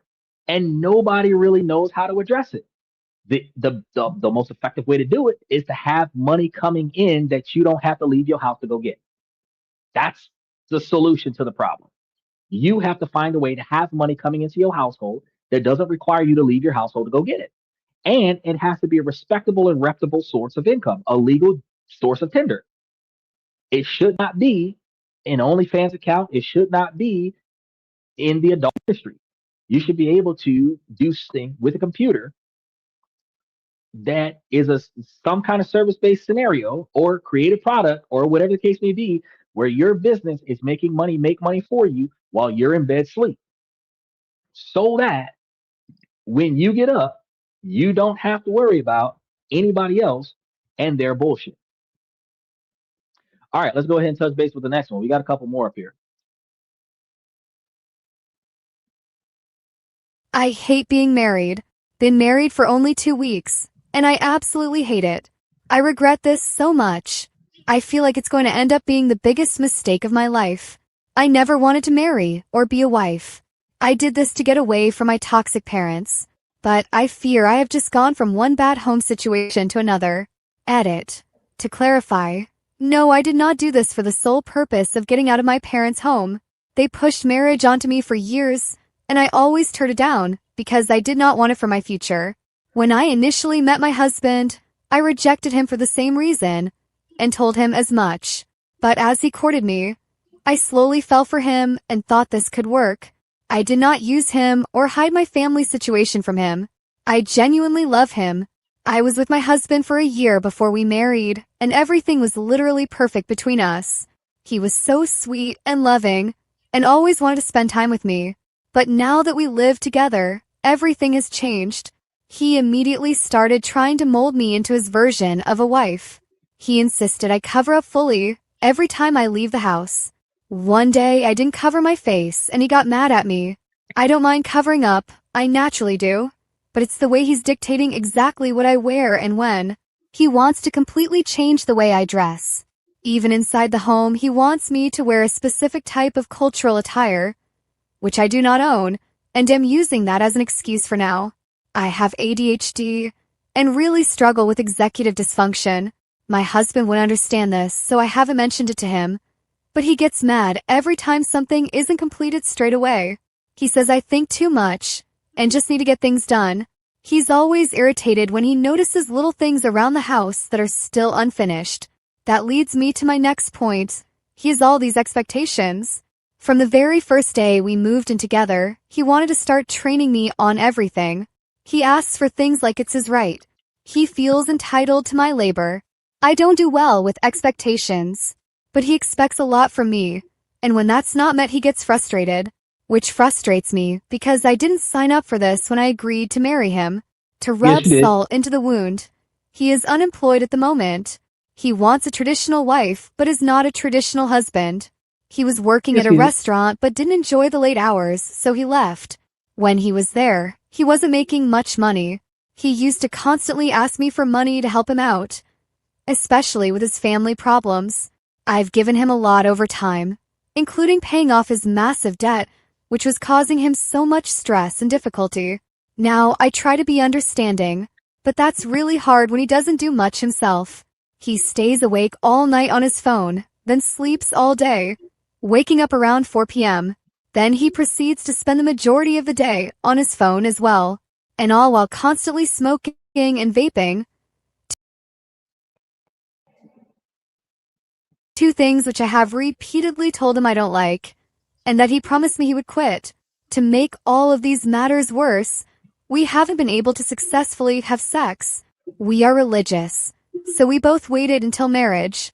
I would say he has quite a high sex drive, whilst mine is more average, but I'm still happy to spend time with him in the bedroom. However, I keep experiencing pain. It hurts so bad I make him stop. He's getting increasingly frustrated with time and insists the pain is normal and I just need to bear it for 2 minutes until he's fully inside, and then it will stop. He keeps making comments about how many days we've been married, but how he still hasn't been able to penetrate yet. It makes me feel so broken. I'm going to schedule an appointment with my GP tomorrow in case I have vaginismus or need pelvic floor therapy for another reason. The worst incident of all, though, was when he went through my phone one morning at 4 a.m. and started asking me about a colleague he had found in my messages. That was an old chat from over 2 years ago. So whilst my husband was bothered by me talking to another guy, he recognized it was from before I had even met him. Also, me and this colleague were just friends and only exchanged TikTok videos in the chat, nothing more. But that still set something off inside my husband, and he proceeded to check my Snapchat. He found another male colleague, but this chat was more recent. Again, me and this guy are just friends, but my husband does not want me having any male friends. So when he found this, he absolutely flipped out on me. I was genuinely so scared. He was screaming at me whilst I was crying. No matter how hard I try to forget that incident, I can't. I cry every time I think about it. My husband only came to his senses when I said, "This was a mistake. I shouldn't have come here." He then explained how he just loves me and wants me all to himself and doesn't want to share me with anyone. But if he really loved me, why would he flip out on me like that? Why would he make me feel so scared? I just feel so lost and alone. I already have no one in this life. I thought my husband was my best friend and that I was finally getting my happily ever after. But this has turned into an absolute nightmare. I cry every day and every night. I'm so sensitive. Today, he made a comment about me being lazy because the stovetop/cooker needed cleaning, and it set me off so bad that I left the house and just sat on the ground behind a grocery store crying to myself. I was there for over an hour. I really hate what this relationship has become. It's nothing like what I dreamed it would be. I just want to pack my bags and leave forever. Okay, so what kind of fucking marriage you thought you was gonna have? He doing everything right except he ain't got no job right now. So just like with the woman that was being jealous about her husband, I'm gonna tell you about this man. So he's over here insecure about you being able to find a better man because he doesn't have a job right now and he's in between jobs. He's probably spending a lot of time on his phones looking for a job and not being successful because hospitality is hard right now. Understandable. However, doesn't excuse his behavior as far as that's concerned. Um, Again, if you just have strictly platonic friends and you guys aren't really doing anything, there isn't any flirtations going on back and forth, I don't see a problem with my partner being able to have human friends. But I do believe that there is a problem with the intergender relationships between men and women because men only want to be friends with women that they're willing to sleep with, and women want emotional validation, and they get that from the men that they establish bonds with. Now, the problem that we have with that dynamic is that a woman is willing to sleep with a man that she has already had an emotional bond with. Women are not willing to all the time. Now, there are some women that can have emotionless sex with a man that they don't know, but more often than not, women are more comfortable with having sex with a man that they have already emotionally bonded with. So, to prevent the encouragement of the female to sleep with another man, the man is going to deny her the ability to establish a bond in the first place. The same way for women to prevent men from hooking with another woman, she prevents that man from having communication with another woman in the first place. It's a level of jealousy that comes from a level of insecurity. While I don't support it, I understand where it comes from. I respect it. Okay. I don't support it, but I respect it. I know that sounds like a double edged sword, but it is what it is. Now, the rest of this is just her bitching about having responsibilities that she doesn't want to do. That's what the rest of it is. He is supposed to mold you into the type of wife that he want. He should have been molding you as a girlfriend to be the kind of wife that he wanted before he married you, before he even proposed to you. Right now, one of the problems that I have is that the woman that you are after you got married is the woman that you were before you got married. So if you were wife material before you got married, you're not going to be wife material now. He waited until after he put a ring on a finger and moved you into the house to get you to start doing the things you should have been doing before he put the ring on your finger. That's his mistake. But he is doing the right thing, showing you what you should be doing so that you can take the stress off of his plate and be the partner in his life that he needs, right? Then he's got to get off his ass and get a better job so that he can provide for y'all. Okay. But if you're not being responsible in the house and doing your part, then he's doing your part and trying to move on to his other job, which when you start dealing with mental stress, you start dealing with information overload, you start dealing with burnout, and you're not able to focus, you're not able to think straight. It's harder to find a job when you're burnt out mentally from the chaos that's happening in your household. Okay. So there's that problem. Now, telling you how to dress, we just talked about that for a long extent. That women need to understand that when you get a good man, the man is going to have higher standards. He's going to have you dress in a way that you used to not dress when you were single. You used to dress like I'm gonna there's a lot of ways we can describe it because it's everything from gutter trash to call girls that women dress like they dress, overly sexualized so that they can attract a man so that that man can become her suitor. Right now, the problem is that women believe they're supposed to keep dressing like that after they get a man. No, you go from dressing like a girl in a red light district to dressing like a nun because you are no longer available. You're not going to go from the red light district to the sexy librarian. You're not going to go from the red light district to the sexy nurse. You're going to go from skin tight clothes and cracks and crevices being exposed to baggy clothes and nothing being exposed. You're going to go from things creeping up to your crotch level to things going down to your ankles. You're going to go from showing shoulder to not being able to show elbow. You're going to go from showing cleavage to not showing neck because you're no longer available. Women don't understand that. The difference between the way you dress when you're single and the way you dress when you're not single is two different things. And since women are not taught by their mothers how to carry themselves when they're not available, women don't accept when a man says this is not appropriate attire for a girlfriend or a wife, because this is the type of attire that will have other men approaching you potentially while I'm standing there trying to get your attention because you are advertising sex to the general society. And that puts me in a compromising position as your husband because now I've got to beat these people up to preserve your dignity and your integrity. And I can only beat up so many people before I go to jail. So it is better for the both of us for you to dress like a politician because you're married instead of dressing like an OnlyFans girl. Now, women don't want to agree with that, but that should be your mentality. Single, OnlyFans girl, married, politician. Look up the wardrobes, match that. You shouldn't have any complaints from your husband if you did that. Okay? As it pertains to the things that are supposed to be done around the house. You are supposed to contribute to around the house, even in an egalitarian situation.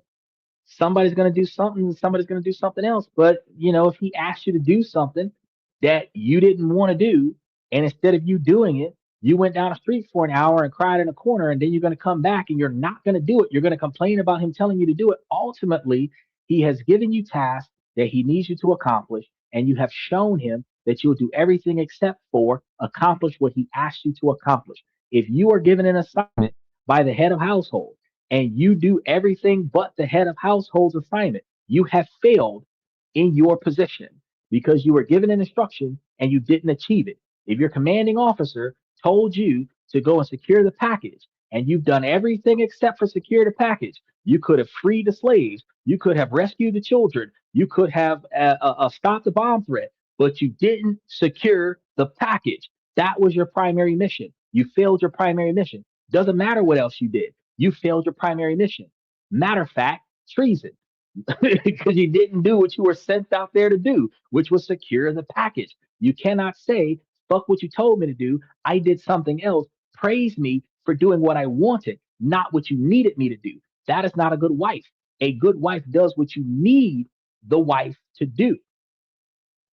So a lot of the times, a man might not need you to cook and clean and stuff because some of the best cooks in the world are men. He might not need you to cook and clean stuff. He might need you to take the car to the fucking mechanic while he's cooking and cleaning at the house. If he tell you to take the car to the mechanic and you do everything except for take the car to the mechanic, you're still fucking up as a wife. You could have cooked, cleaned, took the kids to daycare, changed diapers, ironed clothes, creased his underwear, but the car still needs an oil change. What he asked you to do, you didn't do. It doesn't matter what you did outside of that. That is going to be a conflict when your husband gets home. So if you want to satisfy your husband, listen to what he tells you to do. Don't do what you want to do.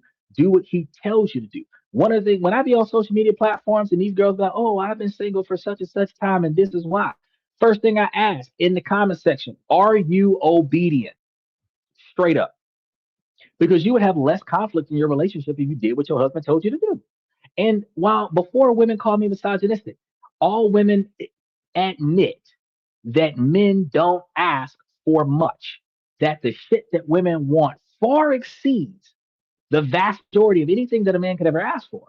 So, since men want so little and women want so much, and equality and egalitarianism requires reciprocation, if I am going to go and get the moon and the stars and the sun and bring it down and hand it to you as my tribute to you, you should be able to make me a fucking sandwich, get me a cold beer, and get my clothes clean.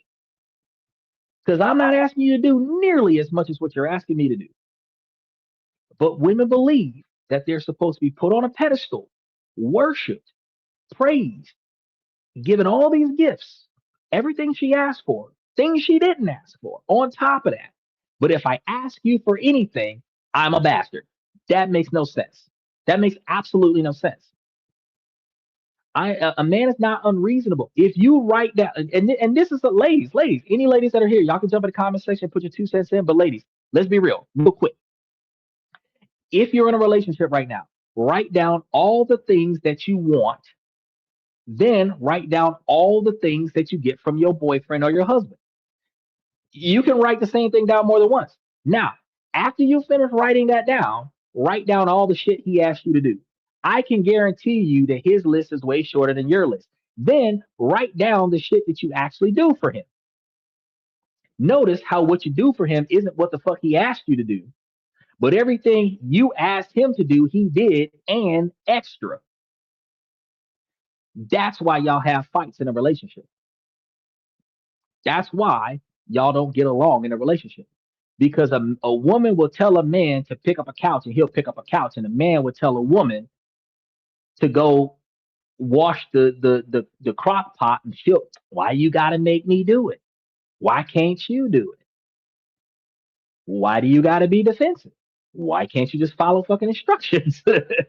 Because if you was getting paid $15 an hour in a Starbucks to wash that same fucking crock pot, the bitch would have been washing that crock pot. She would have turned a stainless steel crock pot that's covered with 20 years of corrosion. She would have made that bitch brand new to get a quarter raise.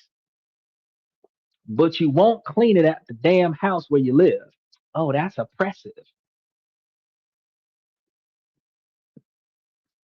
He said that dude don't have no job. He's not head of household. See, here we go again. But Steven, that's again the point. The man had a job. He wasn't making enough money on the job.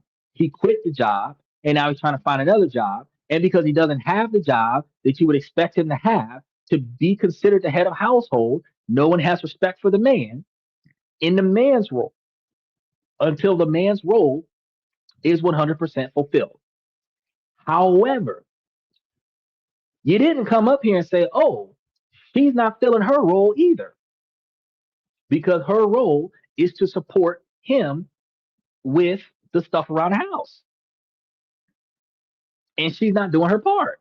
She's complaining about her part, but she's going to use the excuse that she's bipolar and ADHD, and oh, but my man ain't got no job neither. Now, how does it change if he's only unemployed for like 6 weeks and then he goes back to work and gets a better job? If he realized as a man, I'm not making enough money, I have to ask my wife for money so that I can keep the bills together, I'm going to find me a better job. He quits that job. That's showing improvement. He during the time he's unemployed, it's a back step, but he's going to find a better job where he can no longer ask his wife for money. And once he gets that better job, he's no longer asking his wife for money. He's doing his part as a husband. She is not going to change her attitude and say, well, now that he's making enough money to pay for the both of us, now I'm going to listen to him. Most women are going to say, you will never make enough money for me to listen to you. I make my own money. I will put up 50% of the bill so that I have the entitlement to tell you what to do. But most women will not say that after a certain income, I will listen to my man no matter what he tells me to do unconditionally. No questions asked, no back talk. No woman's going to say that. But notice, just like when you jumped in, between her not fulfilling her role as a woman and him not filling his role as a man, you jumped in twice and pointed out when the man wasn't performing. It's okay for the woman not to perform. And it's nothing against you, Stephen. This is how society behaves. If the man ain't performing, it ain't about the woman fucking up. It's about the man not performing. Now, when the man starts performing again and the woman's not fucking up and the woman is still fucking up, what do we say then? Fix it, work it out, talk to her, blah, blah, blah. Talk to her mama, blah, blah, blah. Never do we say, hey, lady, stop being a bitch and treat your husband the way you want to be treated. I'm going to say it, and people are going to say I'm misogynistic for saying it, but that's the truth. That's the truth. Life is not perfect. Therefore, if she is the breadwinner temporarily, she still has her responsibilities at the house. He's going to go back to being a breadwinner. She still has her responsibilities. I don't understand the dynamic. What say hypothetically in this situation? He's gonna be a $65,000 a year woman. Okay. I don't care what her fucking job is. She's $65,000 a year woman. He's not gonna get another job. Instead, he's gonna be a stay-at-home husband. Okay. He's gonna do all the stuff that she didn't want to do. Okay. And take care of the kids if they have kids. Okay. In that dynamic, she's going to continue to talk about how he ain't shit because he is not doing what a man is expected to do, which is leave the house and go make money for the family. You and other people that would listen to a stay at home dad or a stay at home husband and say the exact same thing. Well, she wears the pants in the family because she makes the most money. No one ever says, oh, well, they have flipped positions and egalitarianly agreed to symbiotically benefit one another in a different dynamic. What they're going to say is the man's fucking up because his ass ain't got no job and he's living off of his woman. He ain't shit because he's living off of her. But they will never say that she ain't shit because she's living off of him. It's a double standard. But because it's a double standard, he has his roles to fulfill whether he does them or not. She has her roles to fulfill whether she wants to do it or not. And she cannot step out of her role as a woman simply because she's willing to step into the role of a man. It doesn't work that way. It is not socially acceptable because a man cannot step out of his role as a man ever. He is not a man if he steps out of his role as a man. But uniformity dictates that how society treats a man when he steps out of his role is how society should treat a woman when she steps out of hers. That's uniformity. So when she starts acting masculine and refusing her feminine responsibilities, you got to talk to her like shit the way you talk to the man like shit because he fell off of his masculine responsibilities. So instead of her hating getting married, stop being a bitch, start being a good wife. That's the best. That's the best advice that you can get. Because if you start cooperating with him, help him find a job. Don't just bitch about him being unemployed. Help him find a job. Talk to some of your homegirls. See if somebody's hiring. Talk to some of your homegirls and see if her boyfriend's got a position somewhere. Right? Don't just badmouth your boyfriend or your husband just because he's down and out. Find a solution for him. Back in the 60s, a woman would have talked to somebody's wife who would have talked to somebody else's wife who would have found a husband who's a CEO of a job that would have hired her man. So, hey, look, we're gonna talk to the Jeffersons because Thelma's husband, George, I don't know what her real name is, but Thelma's husband, George, is the owner of Staples. We're gonna have them over for dinner. Behave, be nice, be respectful. By the end of that dinner, I was thinking you need a store manager. for one of your stores in the neighborhood. My husband would be fantastic for that. Oh, great. We had a good time tonight. Great. I'm going to make some phone calls. I'm going to have Sally set it up for you. Come in on Monday. That's how women used to do it back in the 60s. Networking. Nowadays, you lose your job, your girlfriend ain't going to say shit, but you ain't shit. That's all she going to tell you. But let's say that man quit his bartending job so that he could go to college. He not going to wait for him 3, 4 years of college for him to get a degree so that he could change jobs. Soon as he quit his job and stopped making money, he became a liability, and women don't like liabilities. Women want to be a beneficiary. They don't like liabilities.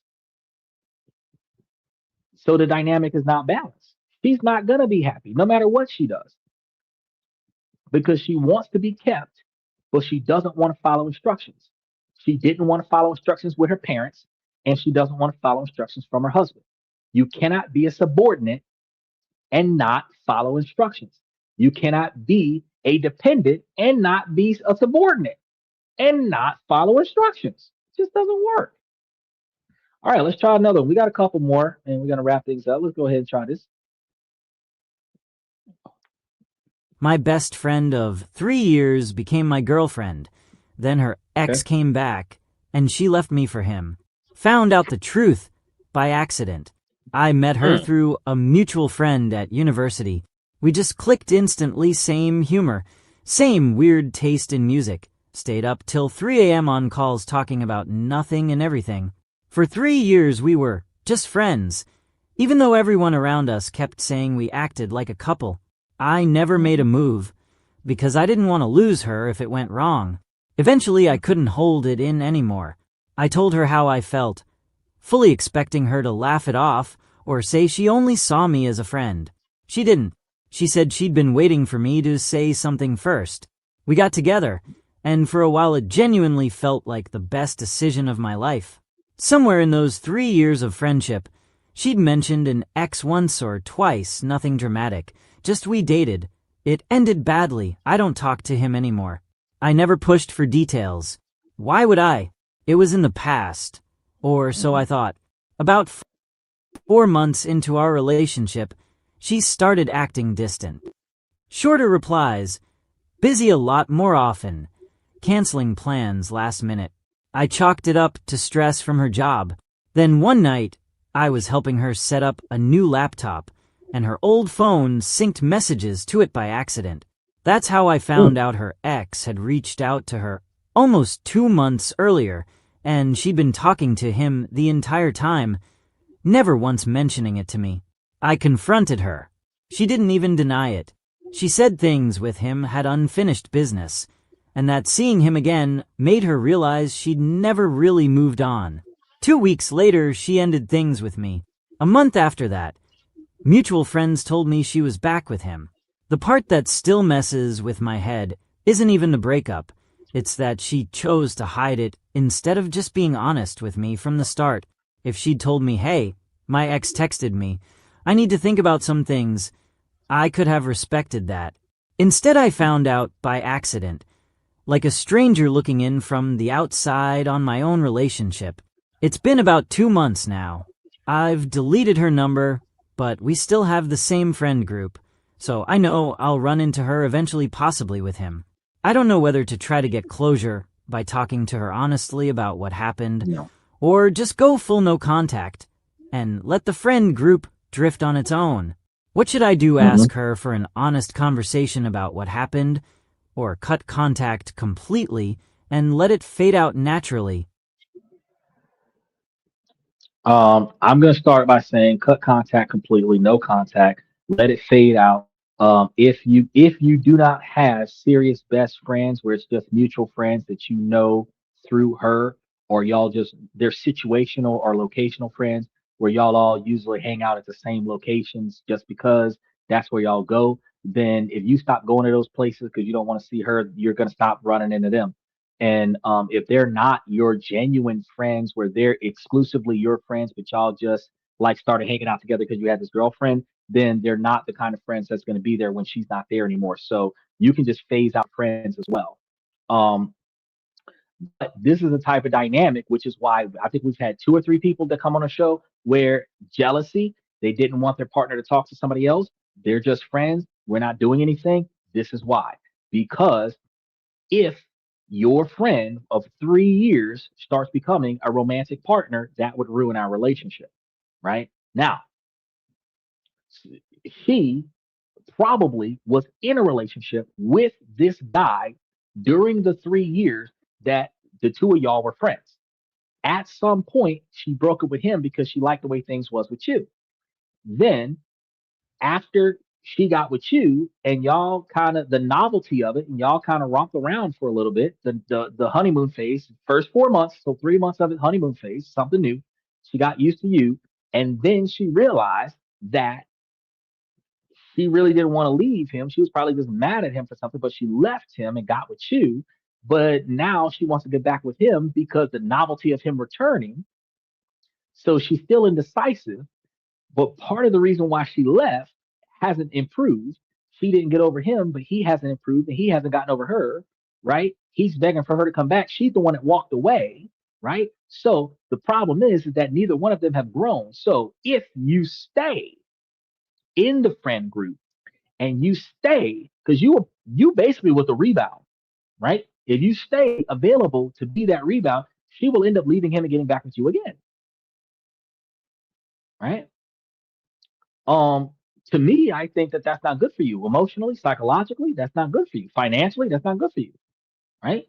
I think that an X is an X for a reason. You never re-bowl the same frame twice. Once you strike out in that last frame, that frame is done. Move on to the next one. So, as much as this hurts, you have to get past this scenario where you understand that you personally did not do too many things wrong because you weren't paying attention to the signs, but you didn't actually contribute to her distancing herself and removing herself from the relationship. She was exploring something else. Now, you say that you wish that um, she would have told you. She's not going to tell you. Most of the time, women remove themselves from the relationship emotionally before they remove themselves from the relationship physically. A lot of the times, when a woman is making her exit plan, she makes her new landing spot before she takes off. So, if she's planning on leaving you before she tells you she's leaving you, she secures a place to go. After she secures the place to go, then she tells you with confidence that she's leaving. You can't talk her out of it because she's already solidified the trip. So there isn't closure. I agree with you. Fuck closure. There isn't closure. And the reason there isn't closure is because if you had a 4 month long relationship, and out of the 4 months that you had a relationship, 2 of those months she was faithful. That means that 50% of the relationship she was not faithful. If in the event you go back and talk to her, the only thing that she's going to do with that type of behavior is either dismiss you so that she doesn't have to take responsibility for cheating on you and being deceitful about her intentions, or make it your fault. That's the only two ways that that's going to happen. Because if, as an adult, she recognizes that she did you wrong, she would be coming to you apologizing for how she behaved without you having to go to her to communicate with her about closure. You don't need closure. You have received a justice, validation, a vindication. You have been released from what would have been a chaotic situation. Reason being, if the 3 year relationship you had with her as just friends led to 2 months of sex and an affair, let's just put it together. 3 months platonic emotional bond. That's the same magnitude of bond that you would have in a marriage, because just like the other woman, she dated her husband for 12 months and then married him, and 2 weeks into the marriage, she hated him. That's a year and 4 months, roughly, right? And she hates him. You were with this woman for 3 years and then started smashing 2 months after that. It's 3 years and 2 months, longer than the average relationship. 1 year, 5 months, 6 days. And within 2 months of y'all getting serious, she's cheating on you with other men. Uh, That's the closure. That's the closure. And she's so bold with it that she, 2 weeks after basically her next paycheck, 2 weeks after you caught her cheating, she packed up her shit and left. She didn't justify it. She didn't validate it. She didn't try to give you an excuse. She didn't try to give you an explanation of any kind. She accepted the fact that you saw it and she didn't give a fuck about you or your feelings. She was like, yes, that's exactly what's happening. And by the way, I'm moving out. Bro, that's your closure. It's not the right kind of closure. You want the why would you do this to me? You want that Drew Hill. You know what I mean? Somebody sleeping in my bed. You know, remember the end of that song? All the things I did for you, you know, why you do it to me? Why'd you do it? Why? That's what you want. That's a closure that you want. That's the closure that you want. But that's you in desperation, ultimately putting yourself in a position for her to come back, which is what the other loser did. He fucked up. Well, he didn't have to fuck up. He could have fucked up, and she left because she fucked up, and he's begging her to come back. That could have been the dynamic. It could have been the other way around where he fucked up and she wasn't satisfied and she left. But typically, this is one of the things that you need to really think about. Because and the reason why I gave you both scenarios is because I don't want women to think that I'm just all about like the guys never do anything wrong. Guys fuck up. But typically, when it is the man's fault, the woman doesn't go back. When it is not the man's fault, the woman regrets her decision and goes back. Each time she goes back because it is not his fault. It is her fault that she left. The women are going to say, what about domestic violence? Well, ma'am, if he slapped you and you left and then you went back, that's because you decided you didn't get slapped enough. He went from slapping you to punching you. You left and you came back. You came back. We're not talking about Ike and Tina where she left, she hid, he found her and brought her home. That's not what we're talking about. We're talking about those off again, on again relationships where you knew he wasn't shit when you left, but you came back because you wasn't done. That's on you. That's not on him. If you left because of him, you're not going back. Now, as a man, if she left because of another man, she's not welcome back. So there is no closure. That was it. Because look, if we get into a car crash, do we ask the other person what the fuck were they thinking when they hit our car? No. We ask them two things. Are you okay? And do you have insurance? Because we're moving on to me getting paid now. You fucked up my car. You're going to fix my car and pay for my medical bills. That's it. You know, typically, I don't even ask the first question because I don't care if you're okay. If you're still alive, do you have insurance? That's the only question I'm asking. Airbag can hit you in the face and shit. Hey, look, let's move the airbag. Do you have insurance? I don't give a fuck if you're okay. All right, I think we got one more. Let's touch base with this one. My wife has a close work-husband relationship with a coworker, and I'm torn about how to handle it. Hi, everyone. My wife, Kay, and I have been together a long time. Over the past year or so, she developed a very close friendship with a former coworker, Jay. It started as a work-husband thing but went beyond that even after he left the job. Some of the things that stand out. They text daily. She helps him with things like furniture for his new apartment. They've had long private lunches, store runs, and family holiday gatherings where they're very chatty and affectionate with each other.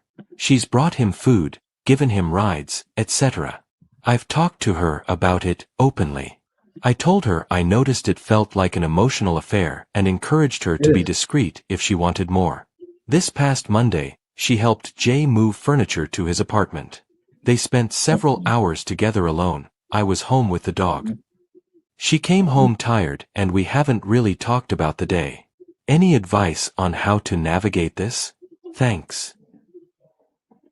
I mean, I'm kind of stumped on that one. I mean, I got some advice for you, but my advice is gonna be leave that bitch because you're telling me that she went over there and slept with the dude and she came back exhausted, and you're like, oh, it's nothing. You told her you don't have to value me because if you've already have an emotional bond with him stronger than me and I'm your husband. Now, that's the first problem.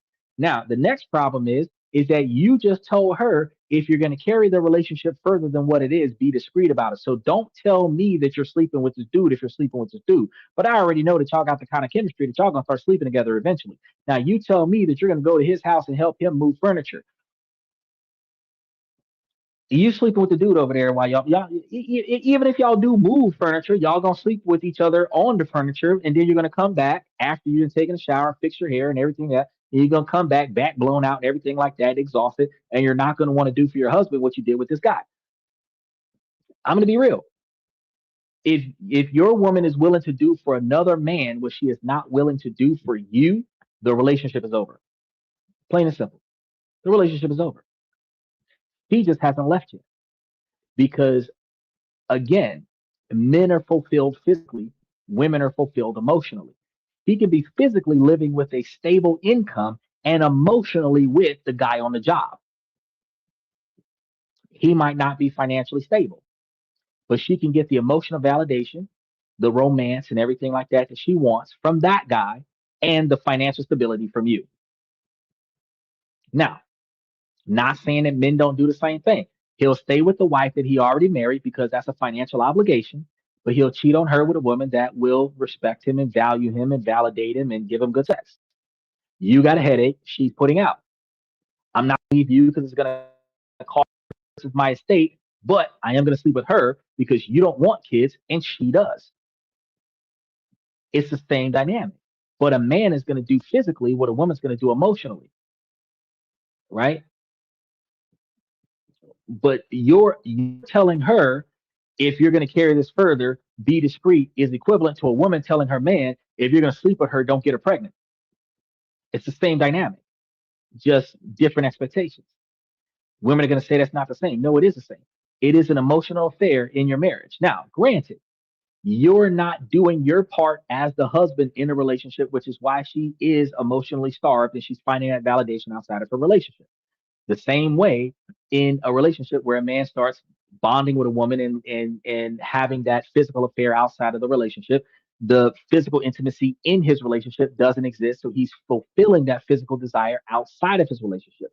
The other woman that was complaining about her husband and this quantity of sex that they were having and this, that, and the third, he's going to start cheating on her with another woman because she's not giving him the physical connection that he needs in his relationship. So it's not just her. What she's doing is inappropriate, but what he's not doing is the cause of it. So if you really want some advice to fix the situation,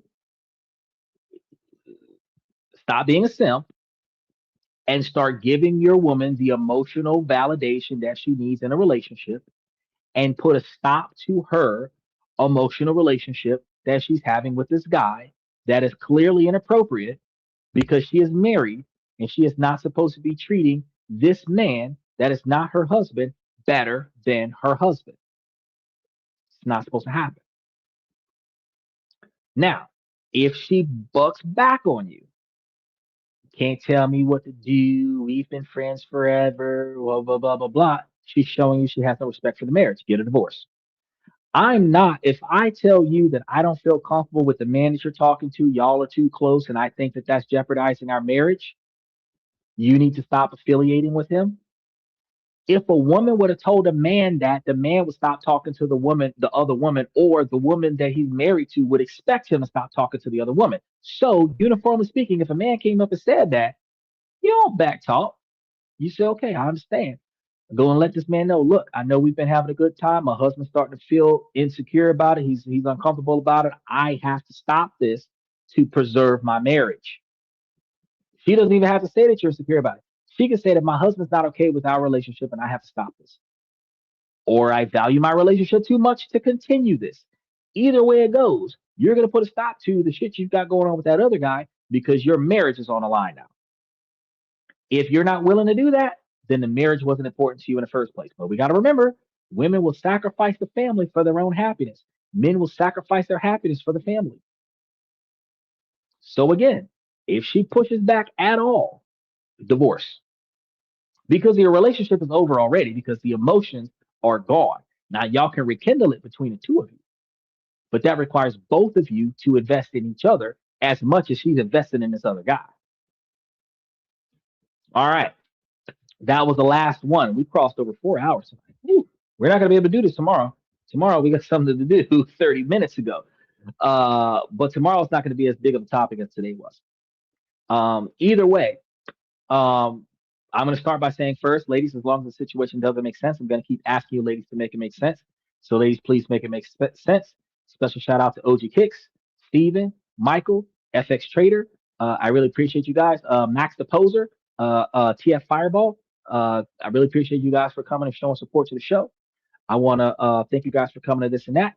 I'm your host, Xander, where we talk about this, that, and everything in between. And I will see you guys tomorrow night. Oh, look at that. Lag. Look at that lag. All right, there we go. Now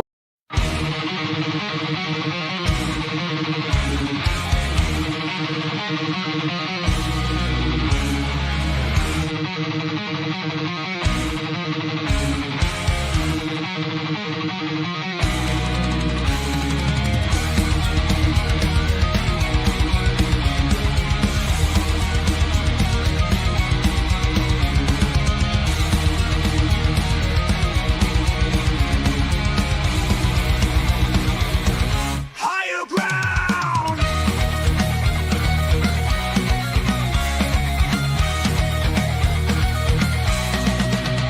Used to chase validation, now I validate myself. Building inner strength, putting doubt upon the shelf. No more unnecessary drama, no more wasted time. Climbing higher, constantly making my own climb. Standing on higher ground where excellence is found. My potential knows no bounds, raising the bar, breaking ground.